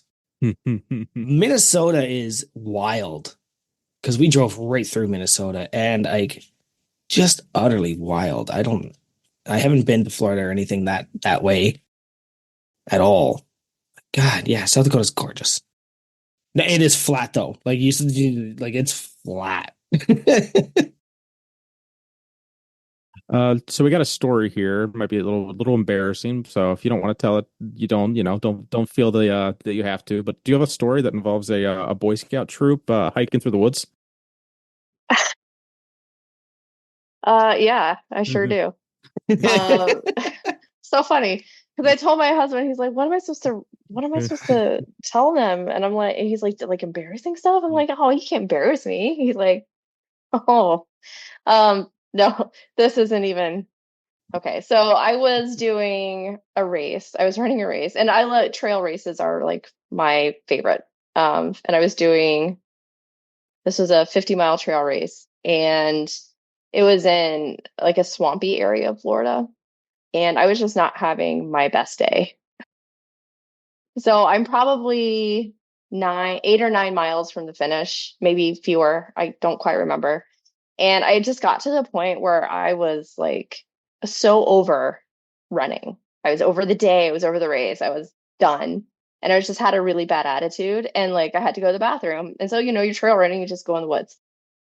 But I got to the point where I just gave like zero shits about anything and I had to go to the bathroom and I didn't even bother to step off the trail. I just like leaned up against a tree and just like dropped my pants and was going to the bathroom. And I hadn't seen anybody for hours. Sure as shit, The I'm common standing there, denominator. yeah, leaning against this tree, doing my business, and a Boy Scout troop is coming down the trail. And I was like, well, I can't do anything about this now. So, So hey it sounds, guys. based on everything we've heard, it sounds like running isn't great. Because like three No. people in a row are out running now and have had to shit on the side of a mountain or against a tree. It's like it's either that or joggers always find the body. So I don't like so like I'm not being sold on this running business. Well, running is great. Running is my first love. I've been running since like middle school. And it's great. You just have to embrace, especially if you're like trail running, you just have to embrace the less known elements that come along with it. You really have to embrace the adventure of it. And sometimes it's leaning against a tree and having Boy Scouts walk by you while you're taking a shit. Now, was there like a troop leader that was like, "Ma'am, you shouldn't be doing this," or like, did you like is that it's almost like it's not, but I mean, it could have been quote unquote like indecent exposure if they really wanted to like push the issue and stuff. So like, were there any ramifications, or did they literally just walk by you and like close their eyes, or did you like try to Yeah, like, scoot around the other side of the tree? well, I think they realized what was happening and probably just thought it best to like not acknowledge it. So they like just were like That's great. walking like with their head turned, I like love it. averting their eyes. So they didn't say anything, thankfully. That makes me chuckle. All right. So it says here one of the things that you hate, and I want to some clarity on it is sweet cornbread. Is there a not sweet cornbread? Like I think all Oh my cornbread is God. sweet, isn't it? Like No. okay, then what? Okay. Okay, is there a spice? I get yeah. Relate some Florida knowledge on me on your cornbread because I'm confused. Okay. So I might hurt some feelings with this. That's what we're here for. My my my mother ingrained it into me, the in her mother before her, my grandmother, what cornbread is. And for a Southern family, especially like a Southern family of like lower economic status, like cornbread was just kind of made because that's what you had access to. So you're not going to get wheat, you're not going to get sugar, but you have corn, you have water, you have an egg, whatever. So that's what cornbread used to be. It was like a vessel to give you nutrients, give you energy, sop up the juice from your greens and your black-eyed peas and like that, like so it like was imbued with the flavors from your other food. Okay. Mhm. And it was made from what you could afford and what you had. So that is the type of cornbread that I grew up with, and that is the type of cornbread that I make. Like I have my great grandmother's cast iron skillet. That's what we make our cornbread in. So a a ritual. So you don't put sugar in your cornbread because traditionally you wouldn't have sugar to put in your cornbread. You wouldn't have flour to put in your cornbread. So I my mom would always call like people who put sugar in their cornbread that she'd call it Yankee bread. Like it wasn't even cornbread at that point. That So makes like sense. I get it. maybe we can just call it a different thing. Or like corn cake. That would be another name if you like put flour and sugar in this corn cake. But So it's not cornbread. do you not like okay is it that you don't like the okay so you obviously grew up eating the cornbread the way you had it, so then when you were exposed to what other people consider cornbread for the first time, were you like really confused and like do you not like the taste of it, or is it just more like a well it's two separate things in your mind?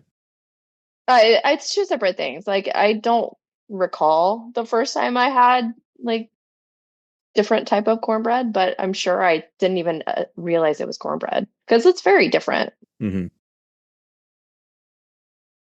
So like that would just be corn cake or Yankee bread, as my mom would say. It is, I That mean, that's a really funny name. yeah, I mean, but yeah, like I think like the best quote unquote tasting cornbread is literally like drenched in fucking sugar and is sweet and has like a literal like as in like what I don't know. I guess I don't know that I've had a not sweet cornbread. So I'm not gonna say I'm under a false pretense that it's like the best tasting, but it's the like the It's purpose. yeah, It's serving a different purpose. it's nostalgia and it's like, you're not gonna change what you've been ingrained with your whole life to, it makes sense to me. I get it.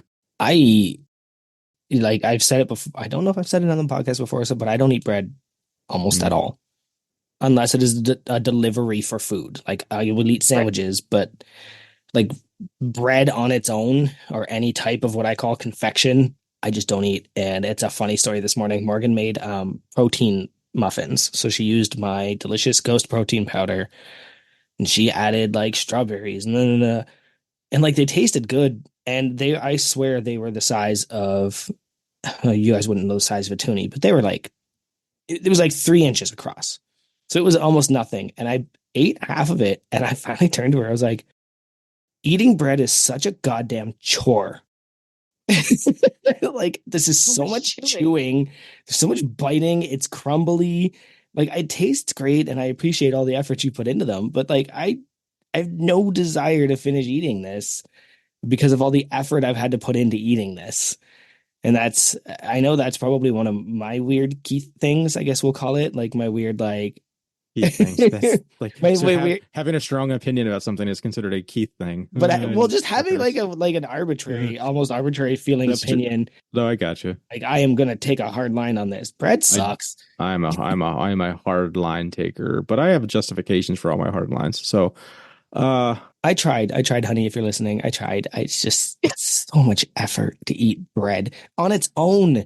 On its own, like if you're eating it like you said, like with cornbread to like sop up like the juice of your food or something like that, like even that I can like, yeah, I can get that. But like here's a piece of bread for you to eat. It just doesn't it doesn't jive. It doesn't jive. I got a quick game I want to play with Lara. Um, so basically, it's gonna be verses. So, which one of these would you rather do if you couldn't get away from either of them? You had to do one of them. You had to be subjected to one of them. So, someone touching your nose or being tickled. Oh my God. Is dying a choice? Can I just die? Nope, you have to endure 30. So you have 30 seconds of one or the other. Oh, 30 seconds. 30 seconds. Okay. Okay. I feel it. I suppose I would have 30 seconds of having my nose touched because I just honestly think I would commit homicide if I were being tickled for 30 seconds.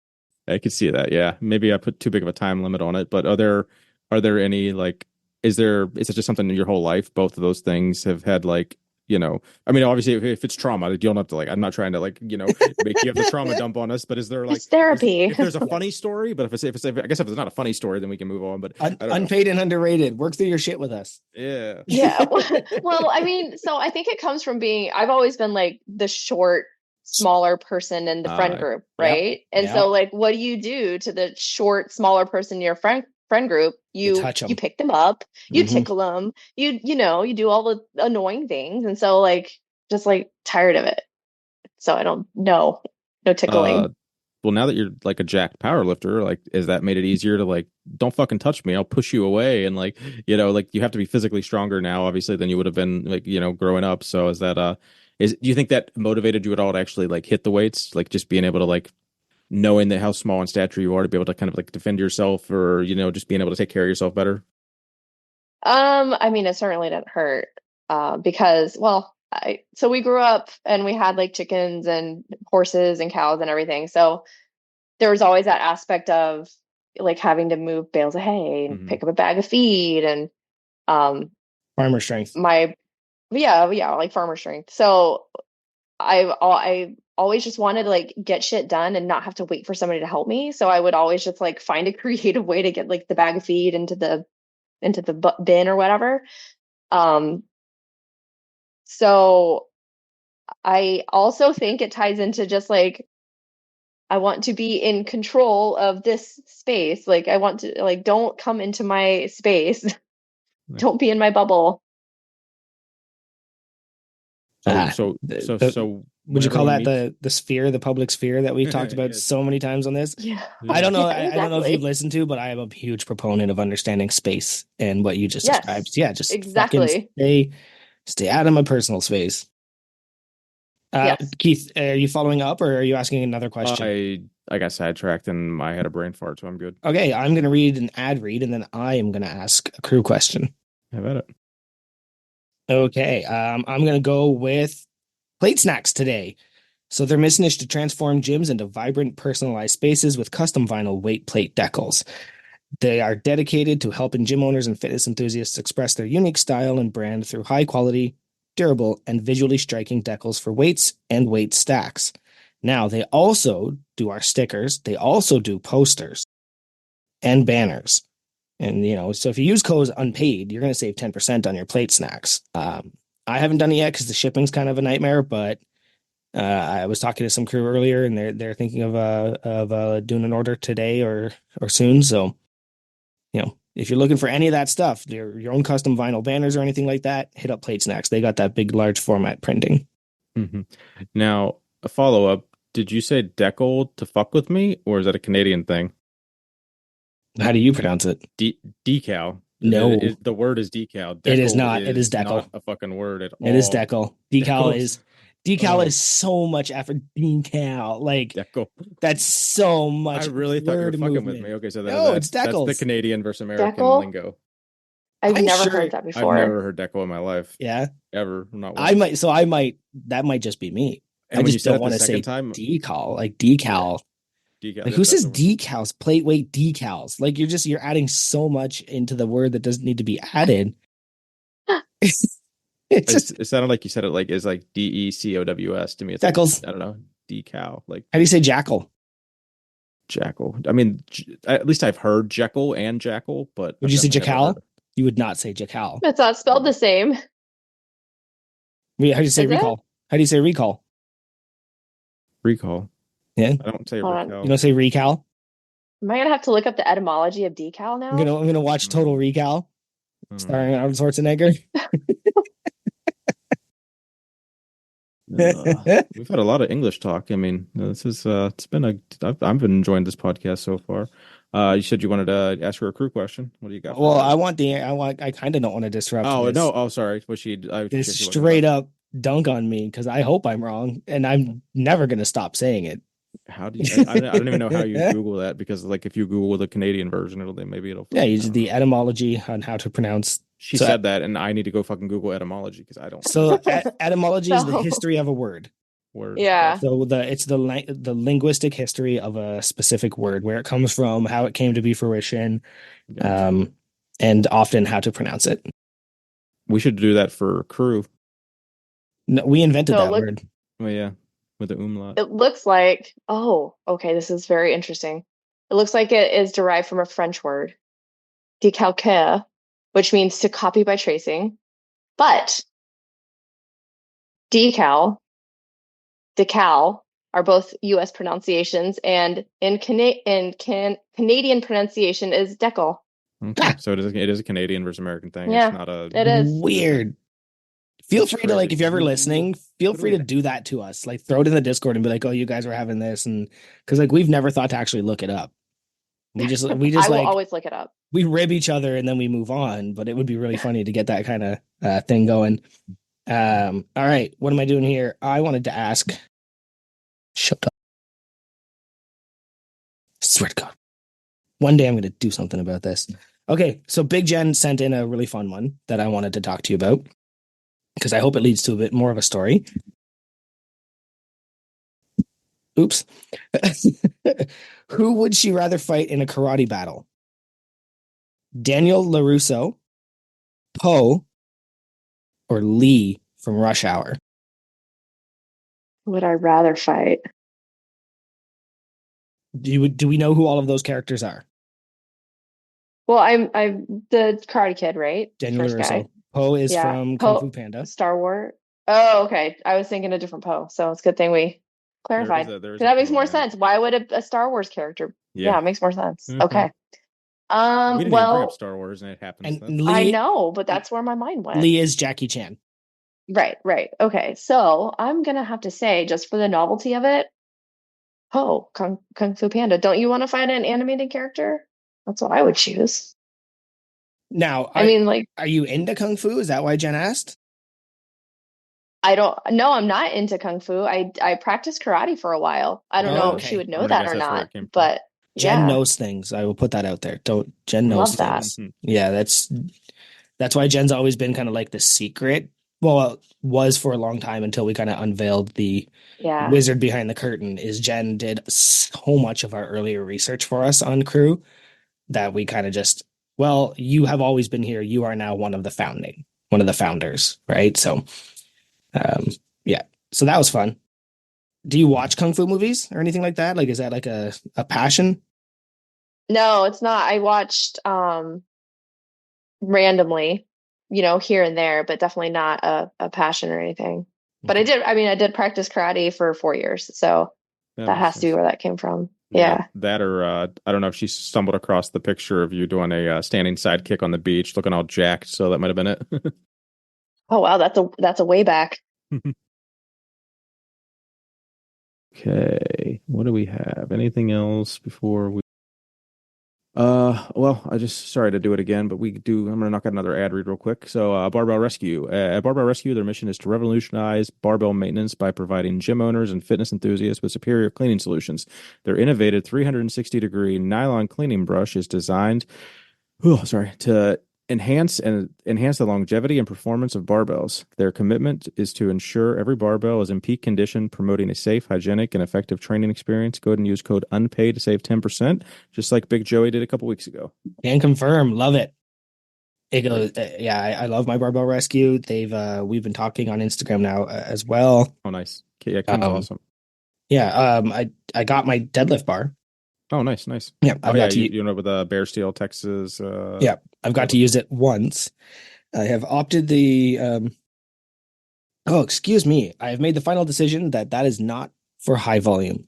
Like that is that three or less. I think I'll be busting that out for. But when you're Yep. doing these 5x5s, I'll go back to the stiff bar because that thing just. I had to use straps because I just honestly my hands were being torn apart. So Yeah, it's a spicy boy, isn't it? it very Yeah. much is. I'm not mad about it. It was just one of those like, I think I've made the decision. You will go away until I have singles.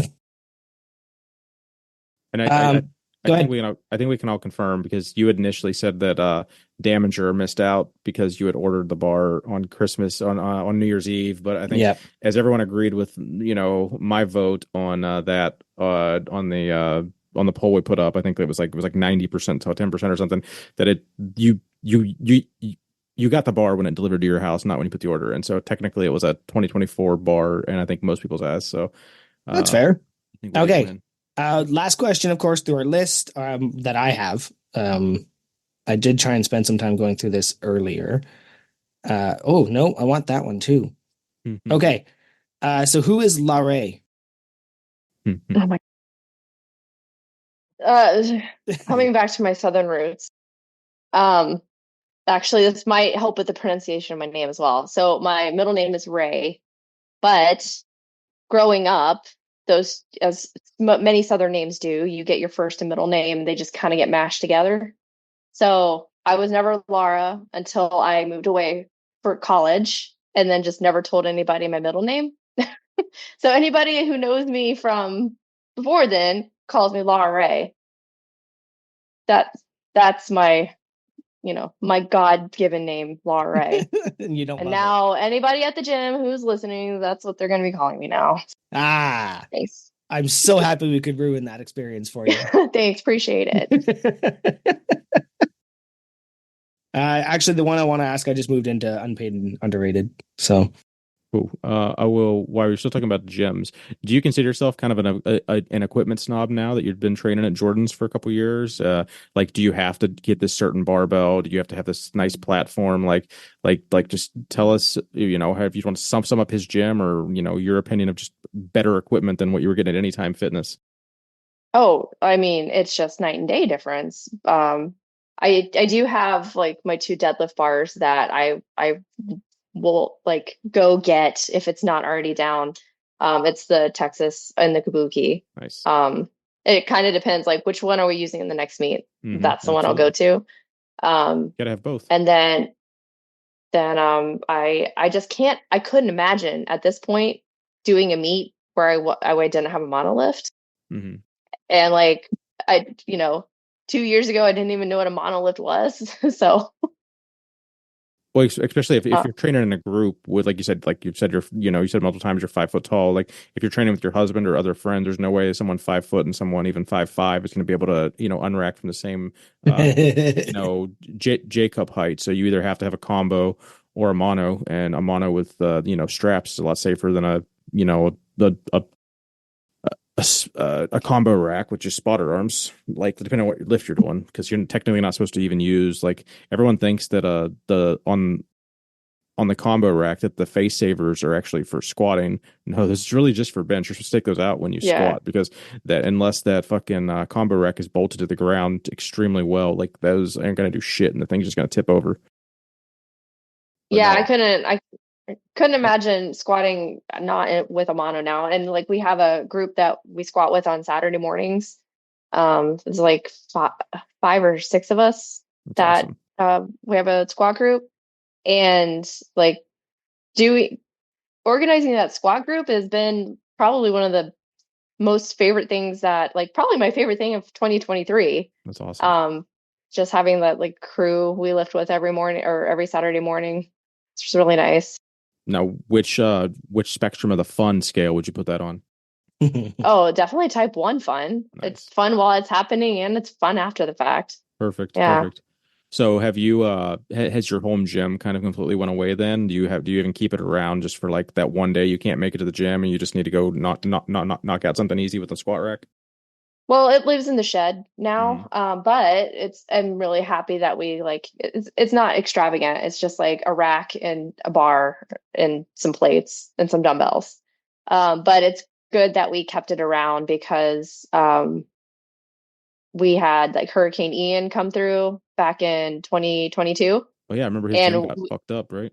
yeah, Like the gym was destroyed, fucked up, literally destroyed. literally destroyed. And like our house, we were flooded into our house for 9 Oh days. shit. Um, so like we couldn't go anywhere. Nobody could get into us. Like, I mean, there were like airboats going down our roads. That's Yeah, it was crazy. only passable by boat. So like I'm like glad we had it because we could still get our workouts in because priorities. We couldn't take a shower or because we didn't have power or water, but we could get a workout in. So that was get You the just get most extra important sweaty part. for that oh my God. Really. So like it had to be like, was that the dead aside? Like I don't know, when is hurricane season? Like what time of the year? In Florida, So September to September. Okay, so yeah, no, it's like May to November, but okay. Ian happened like at the very end of September. So it's like September, October for us. So it's like 80, Um it's like 90 degrees in your house and you're sweaty from working out. That had to be a ripe body odor going on.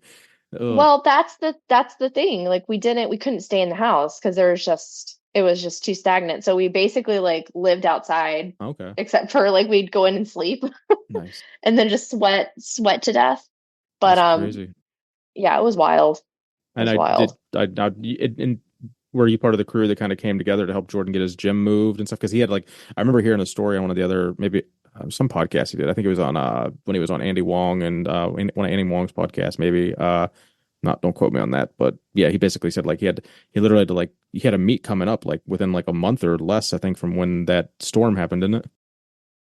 Yeah, so it happened at the end of September and then we had the meet in December. Okay. So that was a wild few months. I think it was like the beginning of November that we got the gym back open. Like that was a really fast turnaround. So it Well, was pretty wild. yep. I think a lot of us listeners are probably jealous that you have that kind of community there, like getting 5 or 6 people to actually come to the gym at the same time once a week and willing to do the same lift and not bitch and moan and be like, well, no, I need to use this bar and I have SSB today, so I can't squat with you guys. And just being able to modify your shit a little bit to still work in a group atmosphere that is so underrated. That is the most fucking underrated thing in the world. Like I have people that come over here, but like we almost never really work in together. When we do, it's so much more fun. Like when it's easiest with deadlifts because like as long as you can fucking get on board with it. Oh, well, we're gonna use this bar today, assholes. Basically whoever has a meet coming up, we're gonna use that bar.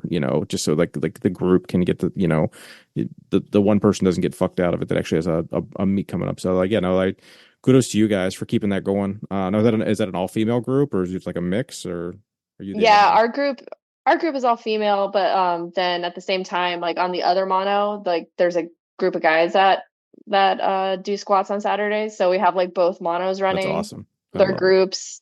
And then like of course like all the deadlift platforms are going, all the combo racks are going, and it's just like Saturday mornings, like in Northport, the gym is the place to be. Nice. Well, in July 2025, South Dakota is the place to be. So see what you can do. We'll see Yeah, you there you there go. possibly. And or do you got anything else, Joey? You want to move into unpaid and underrated? Yeah, we can do that.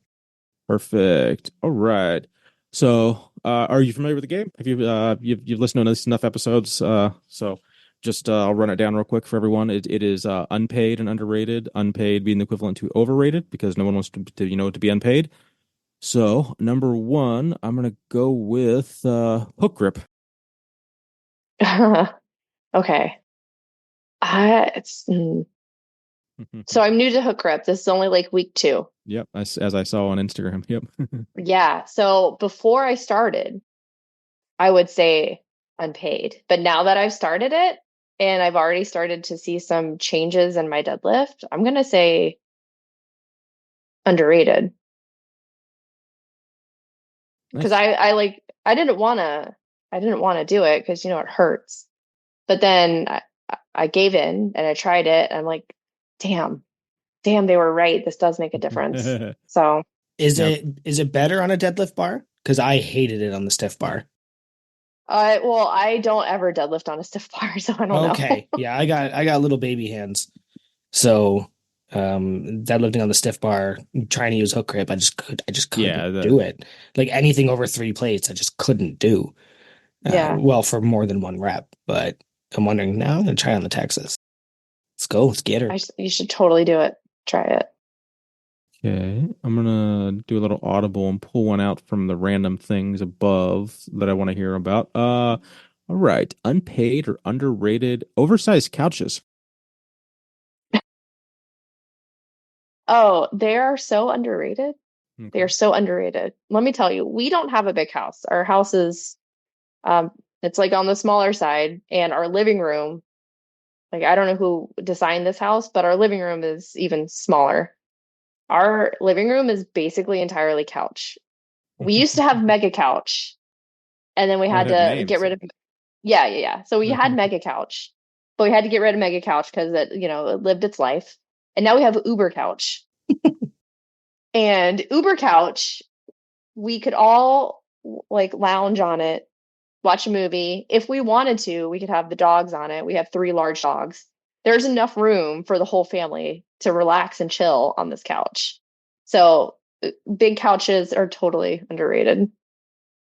I was curious if that was gonna like segue into like all couches or big couches because of your stature, but that was No. mega and Uber couch. Like I didn't think I would hear those phrases tonight, and I'm glad I did. That made my evening.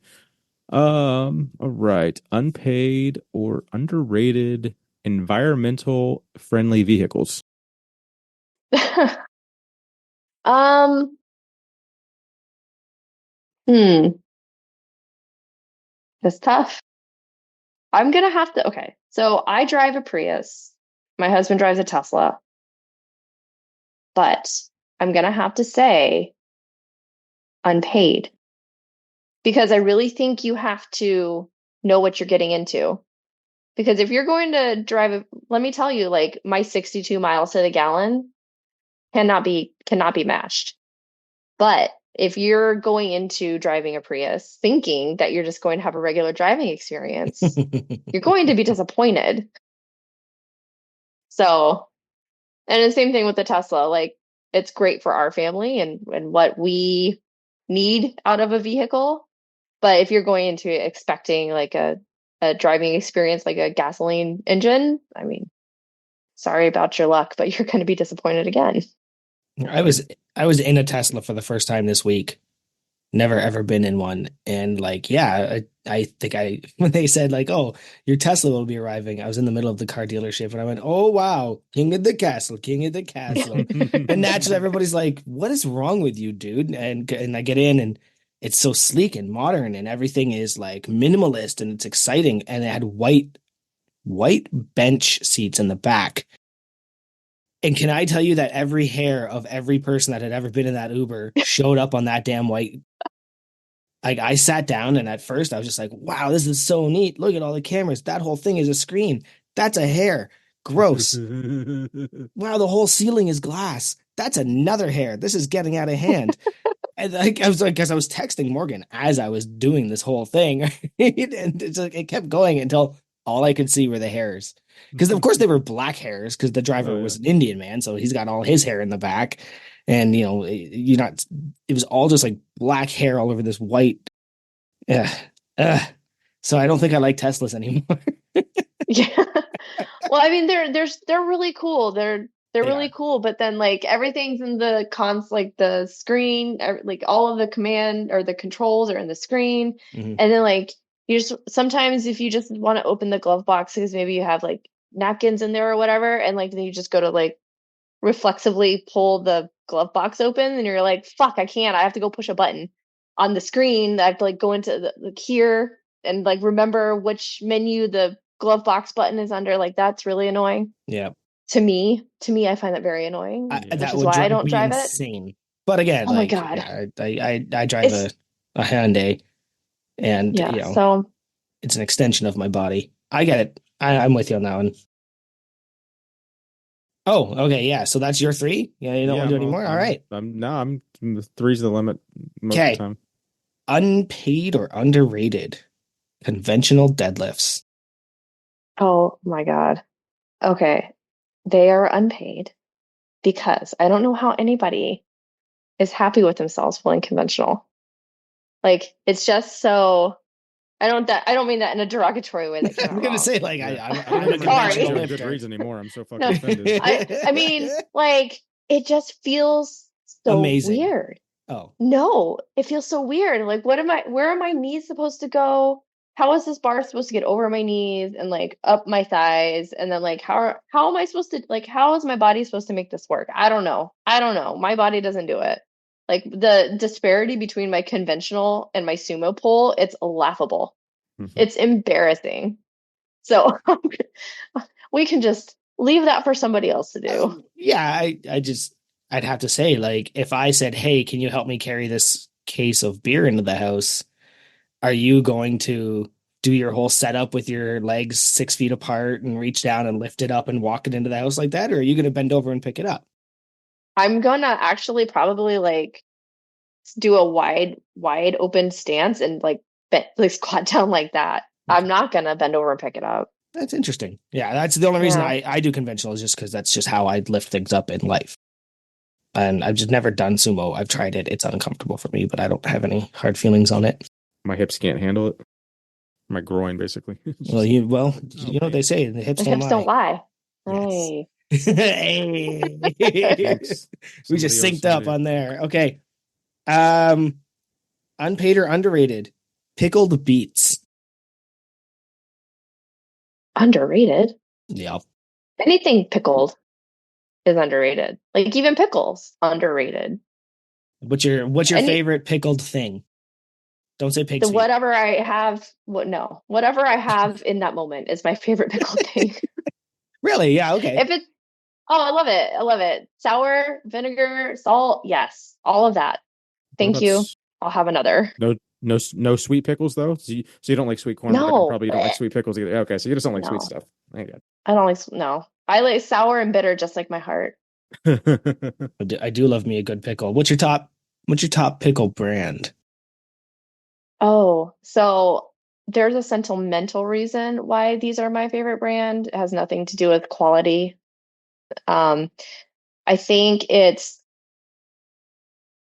not plastic. What's Clausen? I think it's Clausen, but it comes in this little zippy bag, like a zip top bag, and they're pickle chips. and it comes in like Mm. this beautiful pickle juice. Mm-hmm. And the And reason they have the sweet, reason they're sour, and so spicy, right?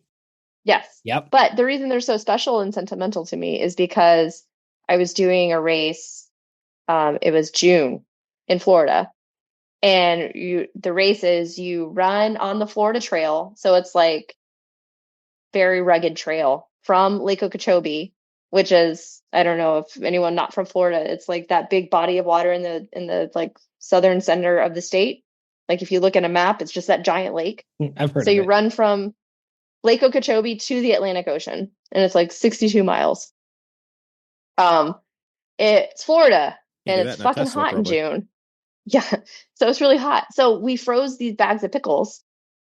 So I had frozen pickles that I like had in my pack, and like I'd take them out, and I'd have like little pickle Pixicles. pickle pipsicles. I don't know, but anyway, so like it's just such a, and then like the juice got frozen, so then I Mm-hmm. had like a pickle slushy.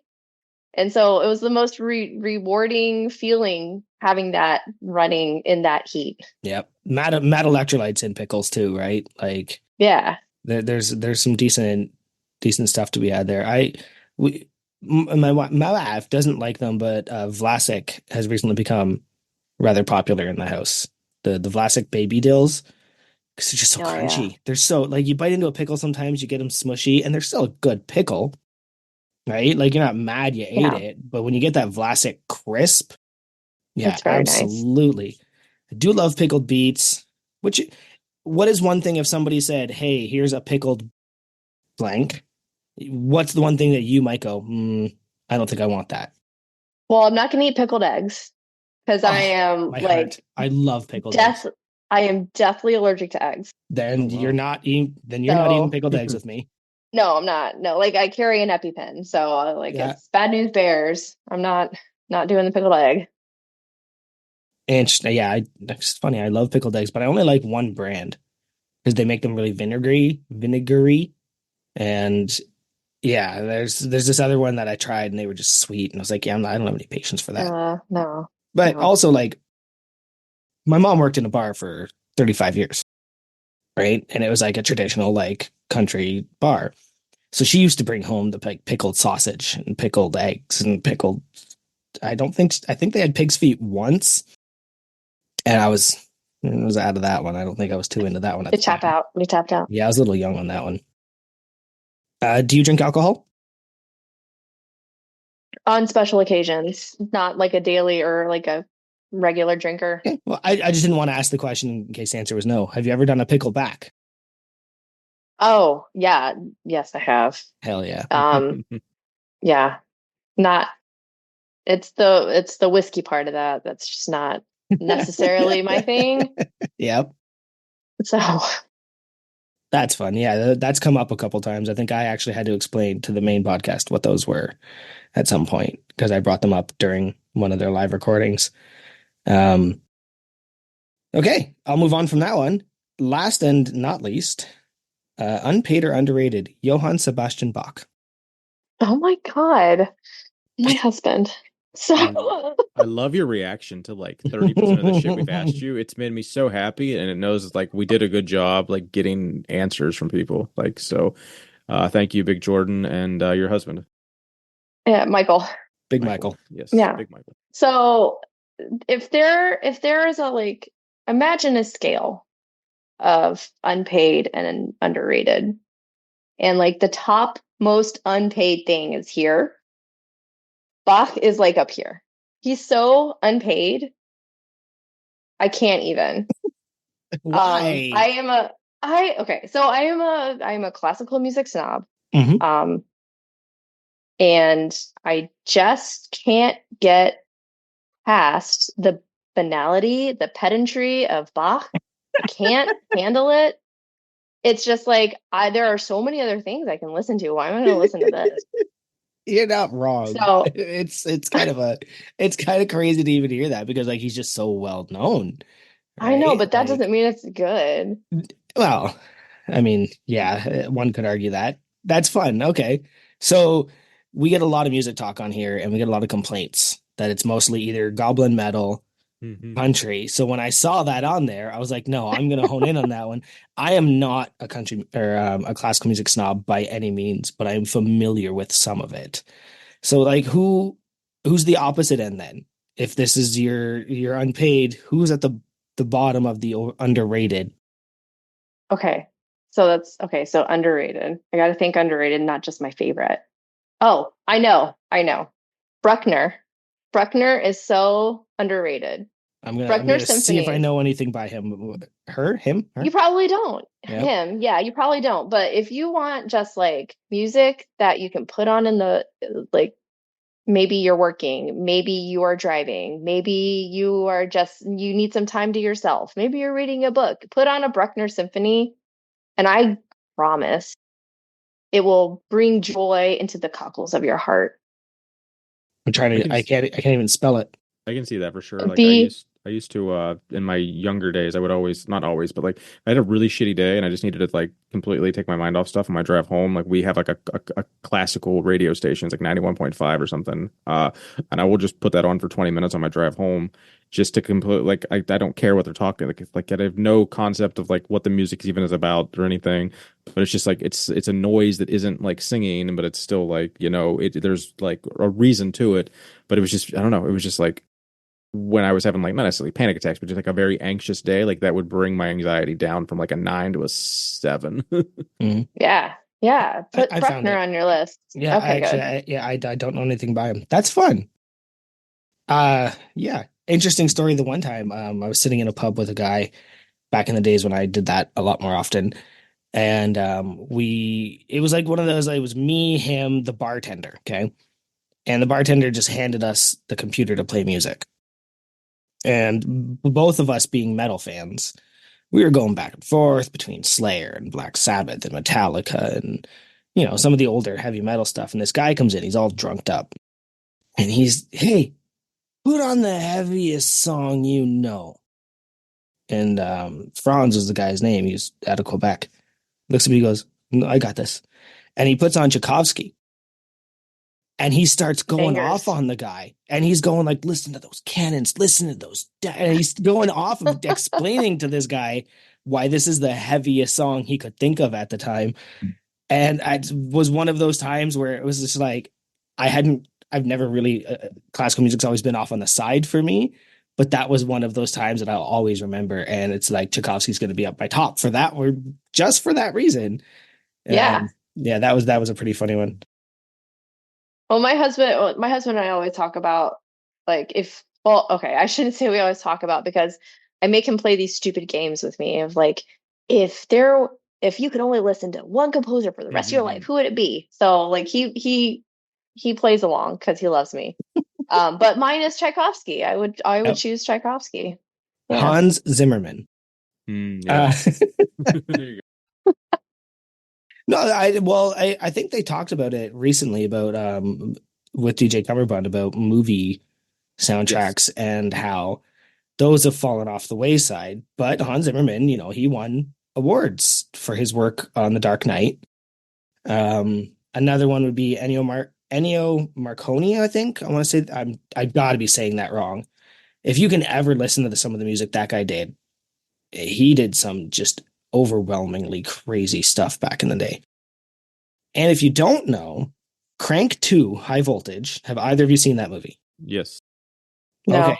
So that was actually 100% scored by Mike Patton, the singer from Faith No More and Mr. Bungle and Tomahawk and Fantomas. And I think that's the last time I sat and listened to an entire movie soundtrack back to front, because it's not classical, but it is scored, and Yeah. he uses his voice in weird ways because he's Mike Patton and he's I don't know how else to describe that. He's out there. But so yeah, that's really just wanted to throw that out there because Mike Patton's name just appeared on my phone, so I thought I'd talk about that. I joked about Hans Zimmerman. Anyway, save me, Keith. What's next? I'm mumbling. Go. I'll do I will wrap out our affiliates here with a little Obsidian Ammonia read. So Obsidian Ammonia, based out of Ontario, where you say words really wrong, in Canada. Obsidian ammonia has become one of the leading names in smelling salts for the lifting community, combining extra strong salts, a passion for the sport, and silly goose marketing plan. Big Travis has become an important part of PRs in the gym across the world. From basic salts that will help a PR to the strongest thing to ever slice your face apart. These salts combine science with violence to assist you with your next attempt. To check out Obsidian Ammonia at hypedust.com and go ahead and use code unpaid to save an actual 15%. I think they actually have the record on the percentages that you could save. So Obsidian Ammonia, save 15%. I had a follow-up for you. I don't remember what the heck it was. Let's see. Is there anything else from overrated? No, that was all 6 of them. So I'm just floundering here. I'm sinking. From your read you just did, I have to say, combining science and violence, like what a line. Yeah. I not did I don't remember if did he did because I don't think Travis had wanted to have anything to do with the ad read. No, I wrote that. You wrote that whole thing, right? I wrote That's that, but deal. that is his slogan. Okay. It That's appears on most of the amazing. bottles and the website. Science and violence and lift heavy, don't die. Nice. Yeah, I have a Google Doc of all our ad reads, and it's nice because anytime I'm like in conversation with someone to add them as an affiliate, or to I guess to get us added as their affiliate, I'll send them a screenshot of our current ones just so they kind of get the gist. So that's been kind of a neat little thing. So Well, we've had a few. Like let's be transparent with the rest of crew. We've had some people reach out as well that we just kind of weren't sure we could accommodate or even were a fit, right? So, yeah. Great people and everything like that. It just came down to like, how many fucking ad reads can we do? I think that's really what it came down to. At the end of the day, the goal is I want to be a self-sufficient podcast. I don't want Tanner to have to foot the bill for this forever. I mean, we're grateful that they do. Really appreciate it. Like if that went away, would me and Nate pull the money together? Maybe that makes it a lot bigger commitment, and then it's just like I feel like it would take the joy out of it at that point. We could go fund me, and the crew would probably. But either way, but also like we shouldn't have to assume that that's the option coming up, and also that like the logistics of having to accept actual money from a sponsor is hard. I don't because I'm up in Canada. I would have nothing to do with it. I'd be out. Like I'm not registering an American LLC up here. That would be stupid. Like, I'm not even going to say hard or difficult. That would legitimately be more work than it's worth. So I just wouldn't bother. Like, you guys would have to handle all of that. And then I would just appear once a week to crack jokes and say silly stuff. Now, as a podcast administrator, basically, to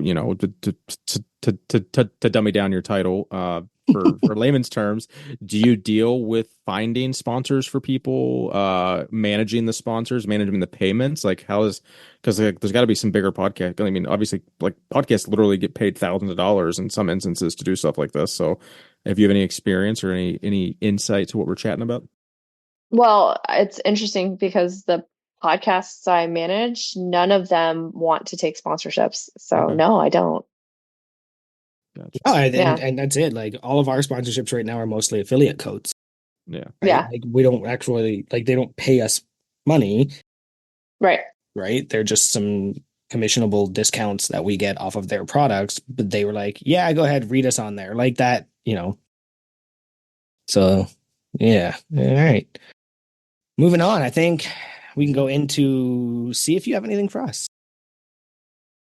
Okay, here's my question. Is it one for both or one for each? It's the same question for both of you. Got it. Sort of. Okay, so right now in Florida, it is 16 degrees Celsius. What temperature is it where you live right now? -7 degrees. Fuck y'all talking about Celsius? -7 Neil deGrasse Tyson's.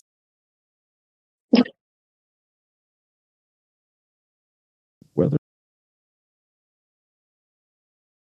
It looks like it's actually 24 right now, which is super surprising because it was like 10 degrees all week. Like I was outside and like 10-degree temperatures like on and off all week. So it's 24 degrees Fahrenheit currently, but like yesterday when I got in my work van, it was like 12 degrees, and when I got to the job site, it was like 7. So, yeah, very freaking cold. But somehow we're in a heat wave of 24 right now.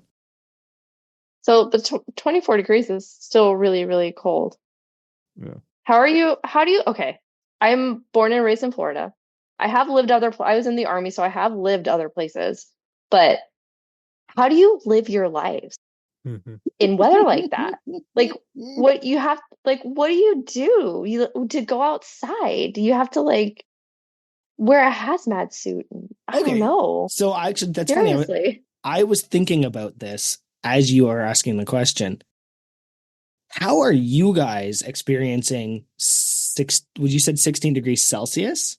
Yeah. How are you experiencing that? Because 16 degrees Celsius where I'm from, you'd be in shorts and a hoodie. You would be out there celebrating the warmth.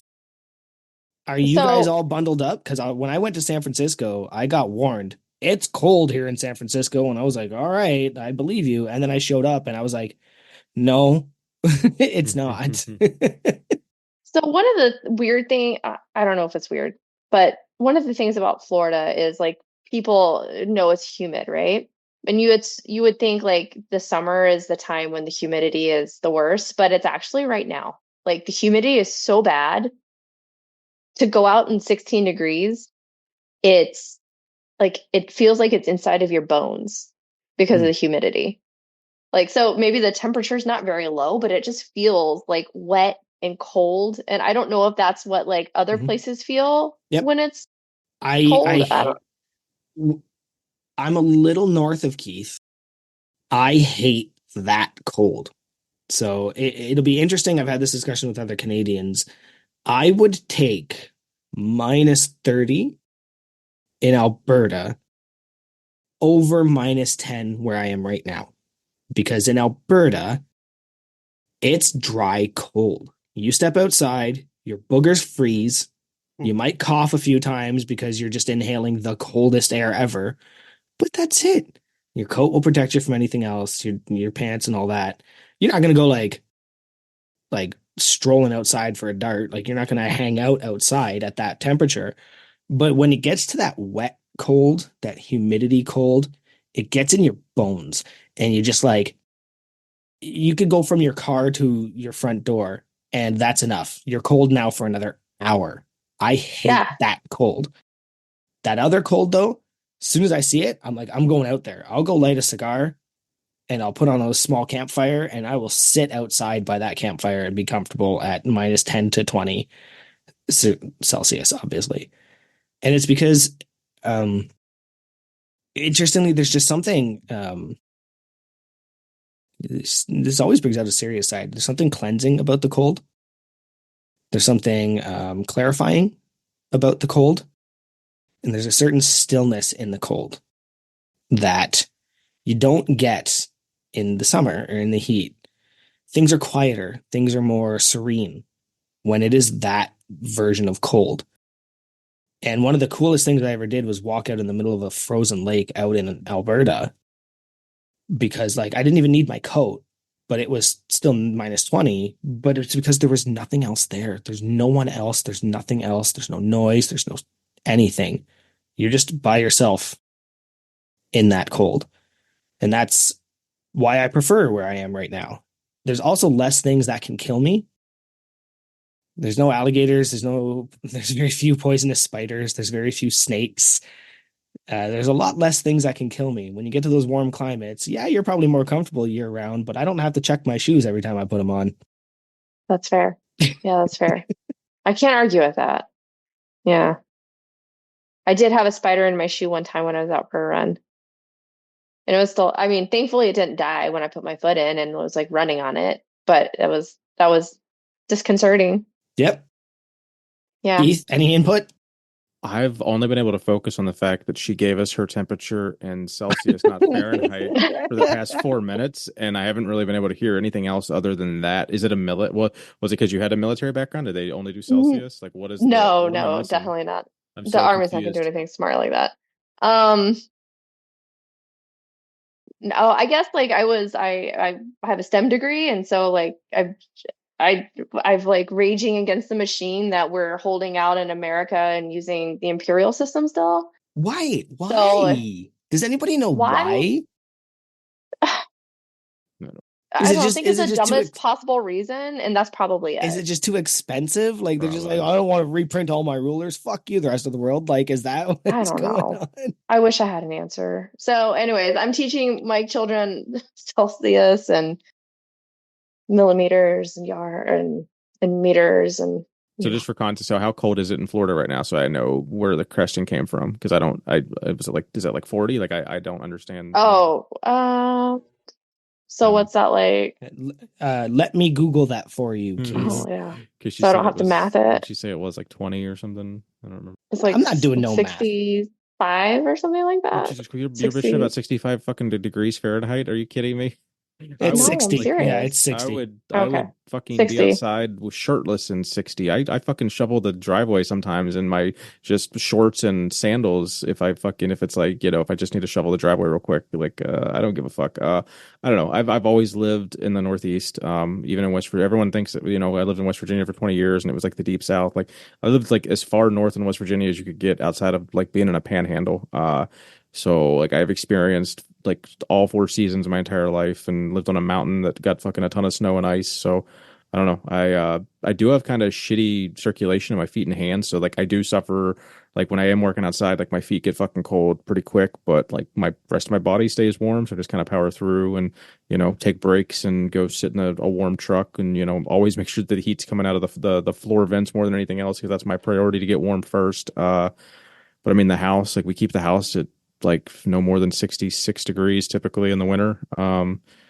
I don't know. I've never not had 3 or 4 months of shitty cold weather. So I don't know what it's like to like, I just know that I'm not going to do anything outside for a quarter of the year. It just Well, like is outside recreationally, that is, I guess. I when I was right out of college and I went to Oklahoma for army training. And mind you, I went to college in Florida, so I go straight to Oklahoma and with my Florida your like summer army gear. And we're training in November. It was like November or December. And we're out in the field and we have to do like a tactical march to a training mission. And it's like 12 degrees Fahrenheit. And like I have just like summer boots, like this summer jacket, like, lightweight jacket. And then like we're marching and we're, I don't know, maybe a mile in and like I go to take a sip of water and all my fucking water is frozen. I'm like, how do you people do that? Like, and so like then Yeah, I spent the rest of the whole training session with frozen, like five That's liters of funny. frozen water. but so I guess So I think the argument would be we don't. And there is a stupid version of, not to get political or anything like that. There is a stupid version of just get used to the cold. No, bundle up, stay warm, and don't go out into it unless you need to. Yeah, for Like sure. that's the other alternative of it. It's not a matter of like, oh, I'm Canadian, so I'm just like naturally adept to the cold. No, cold is bad. Your blood freezes, things happen to you. So like I can see what you're saying because I would say like that was not good versions of cold. You should not have been out in that stuff in that temperature. That's silliness to me. I wore my winter coat for the first time yesterday as I decided in -8 degrees Celsius to light a fire and cook a steak over the fire. And like I paid for that. That wasn't a fun experience, but like I wanted to do it. was it Right? type 2 fun? Yes, it was junk fun. Uh, so like, yeah, I would just argue that there's ways around the cold. There's no way around the heat. You just have There's to embrace it, there's no, well, then that's the same about the cold, isn't it?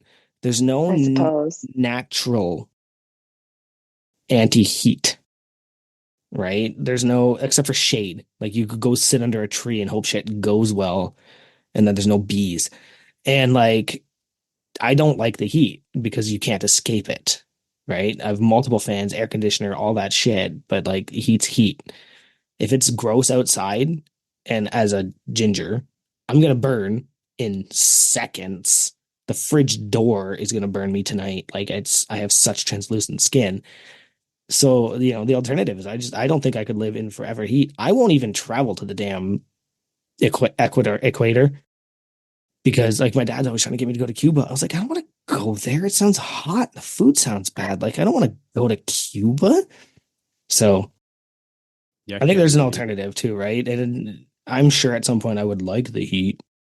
I did enjoy it in Ohio when it was a little warmer than it was here, but I don't think I'm a heat person myself. Well, at least in the heat, you're not going to like get frostbite. True, but I'm also not going to get frostbite in the cold because I can put on socks and boots. I could suffer from sunstroke, dehydration, and a series of things in the heat that I have no way of avoiding other than get out of the heat. So I suppose. I suppose. I just noticed something. She's upset that it's 60-ish degrees Fahrenheit. Yet Yeah. she has her ceiling fan on in the room. So it's so cold she has to have her So ceiling fan on. I'm not upset that it's 60 degrees. I'm just saying like I I'm gotcha. cold It's in 60 well, degrees. yeah, 60s. How do you live lives where it's way Yeah. colder than 60 Well, degrees? do you I guys mean, even but have this sorry. what's that? Do you guys have do you have a furnace at all? Like do you have any kind do you have like do you have any heating source in your home?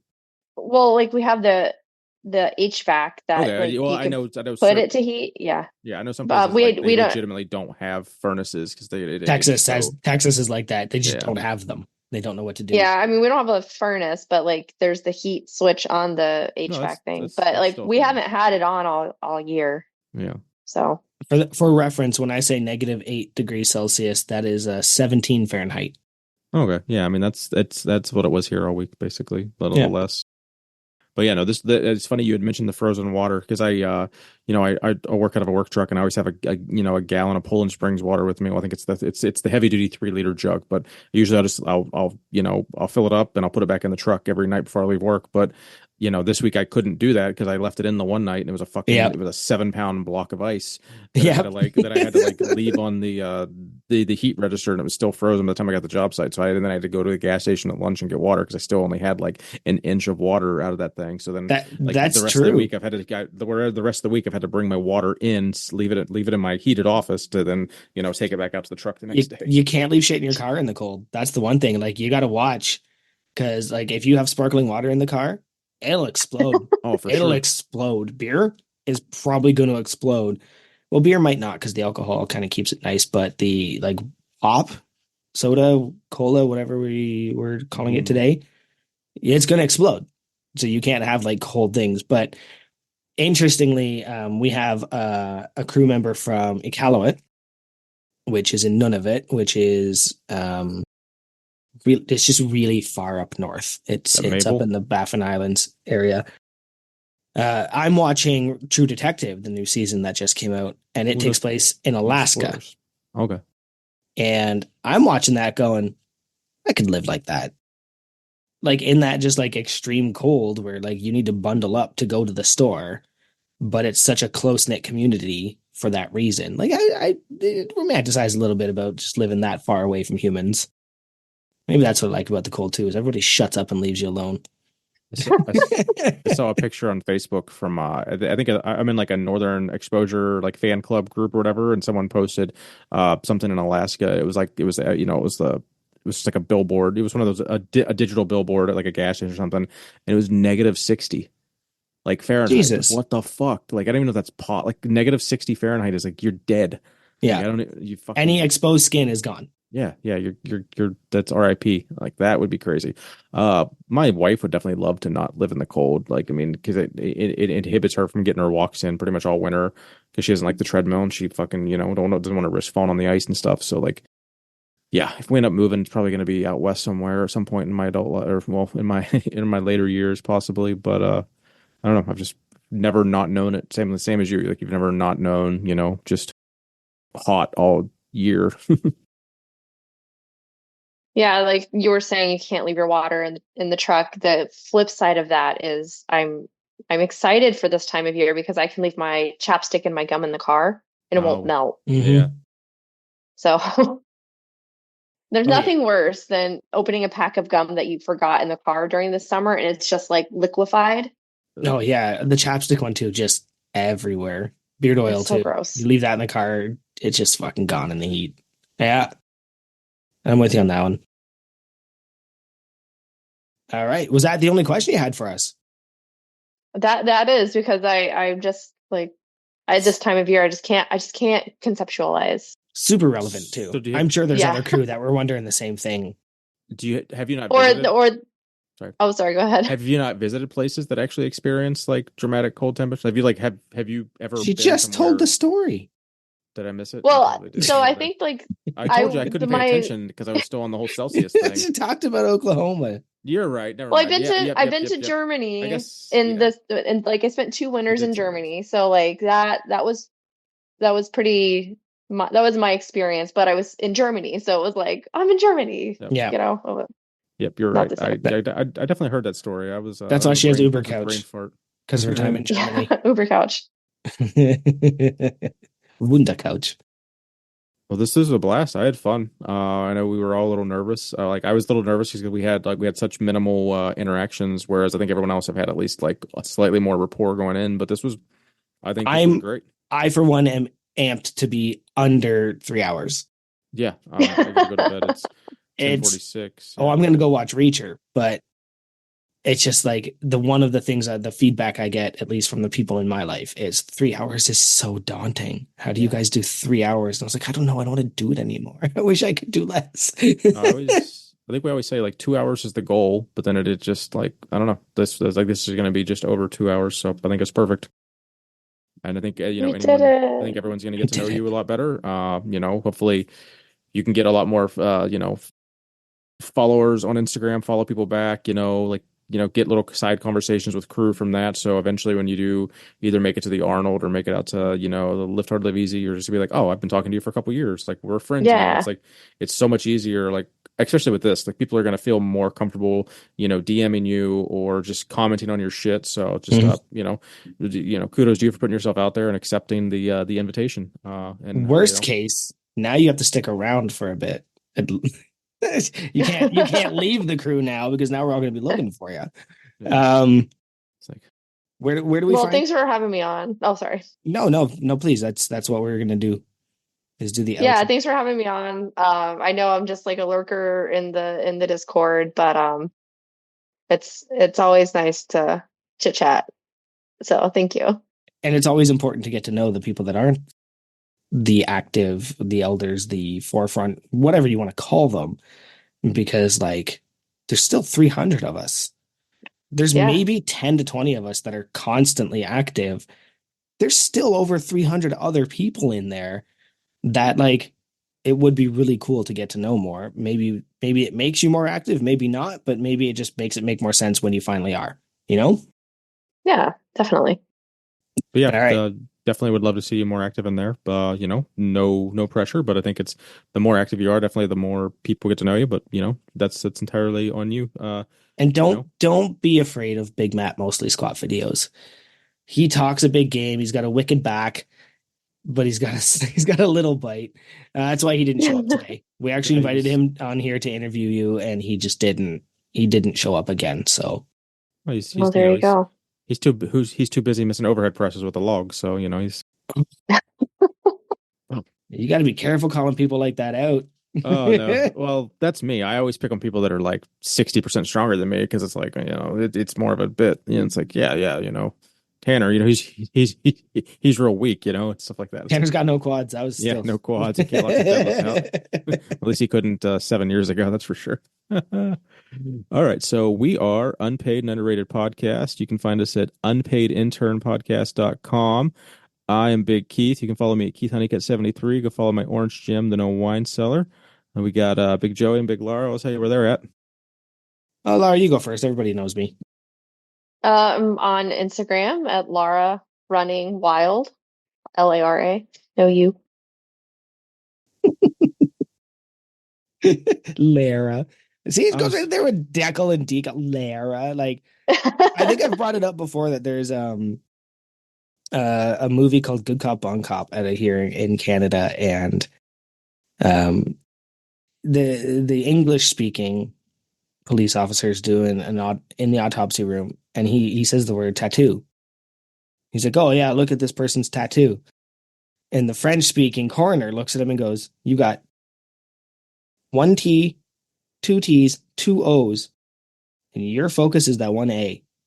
What a weird choice of language. Tattoo.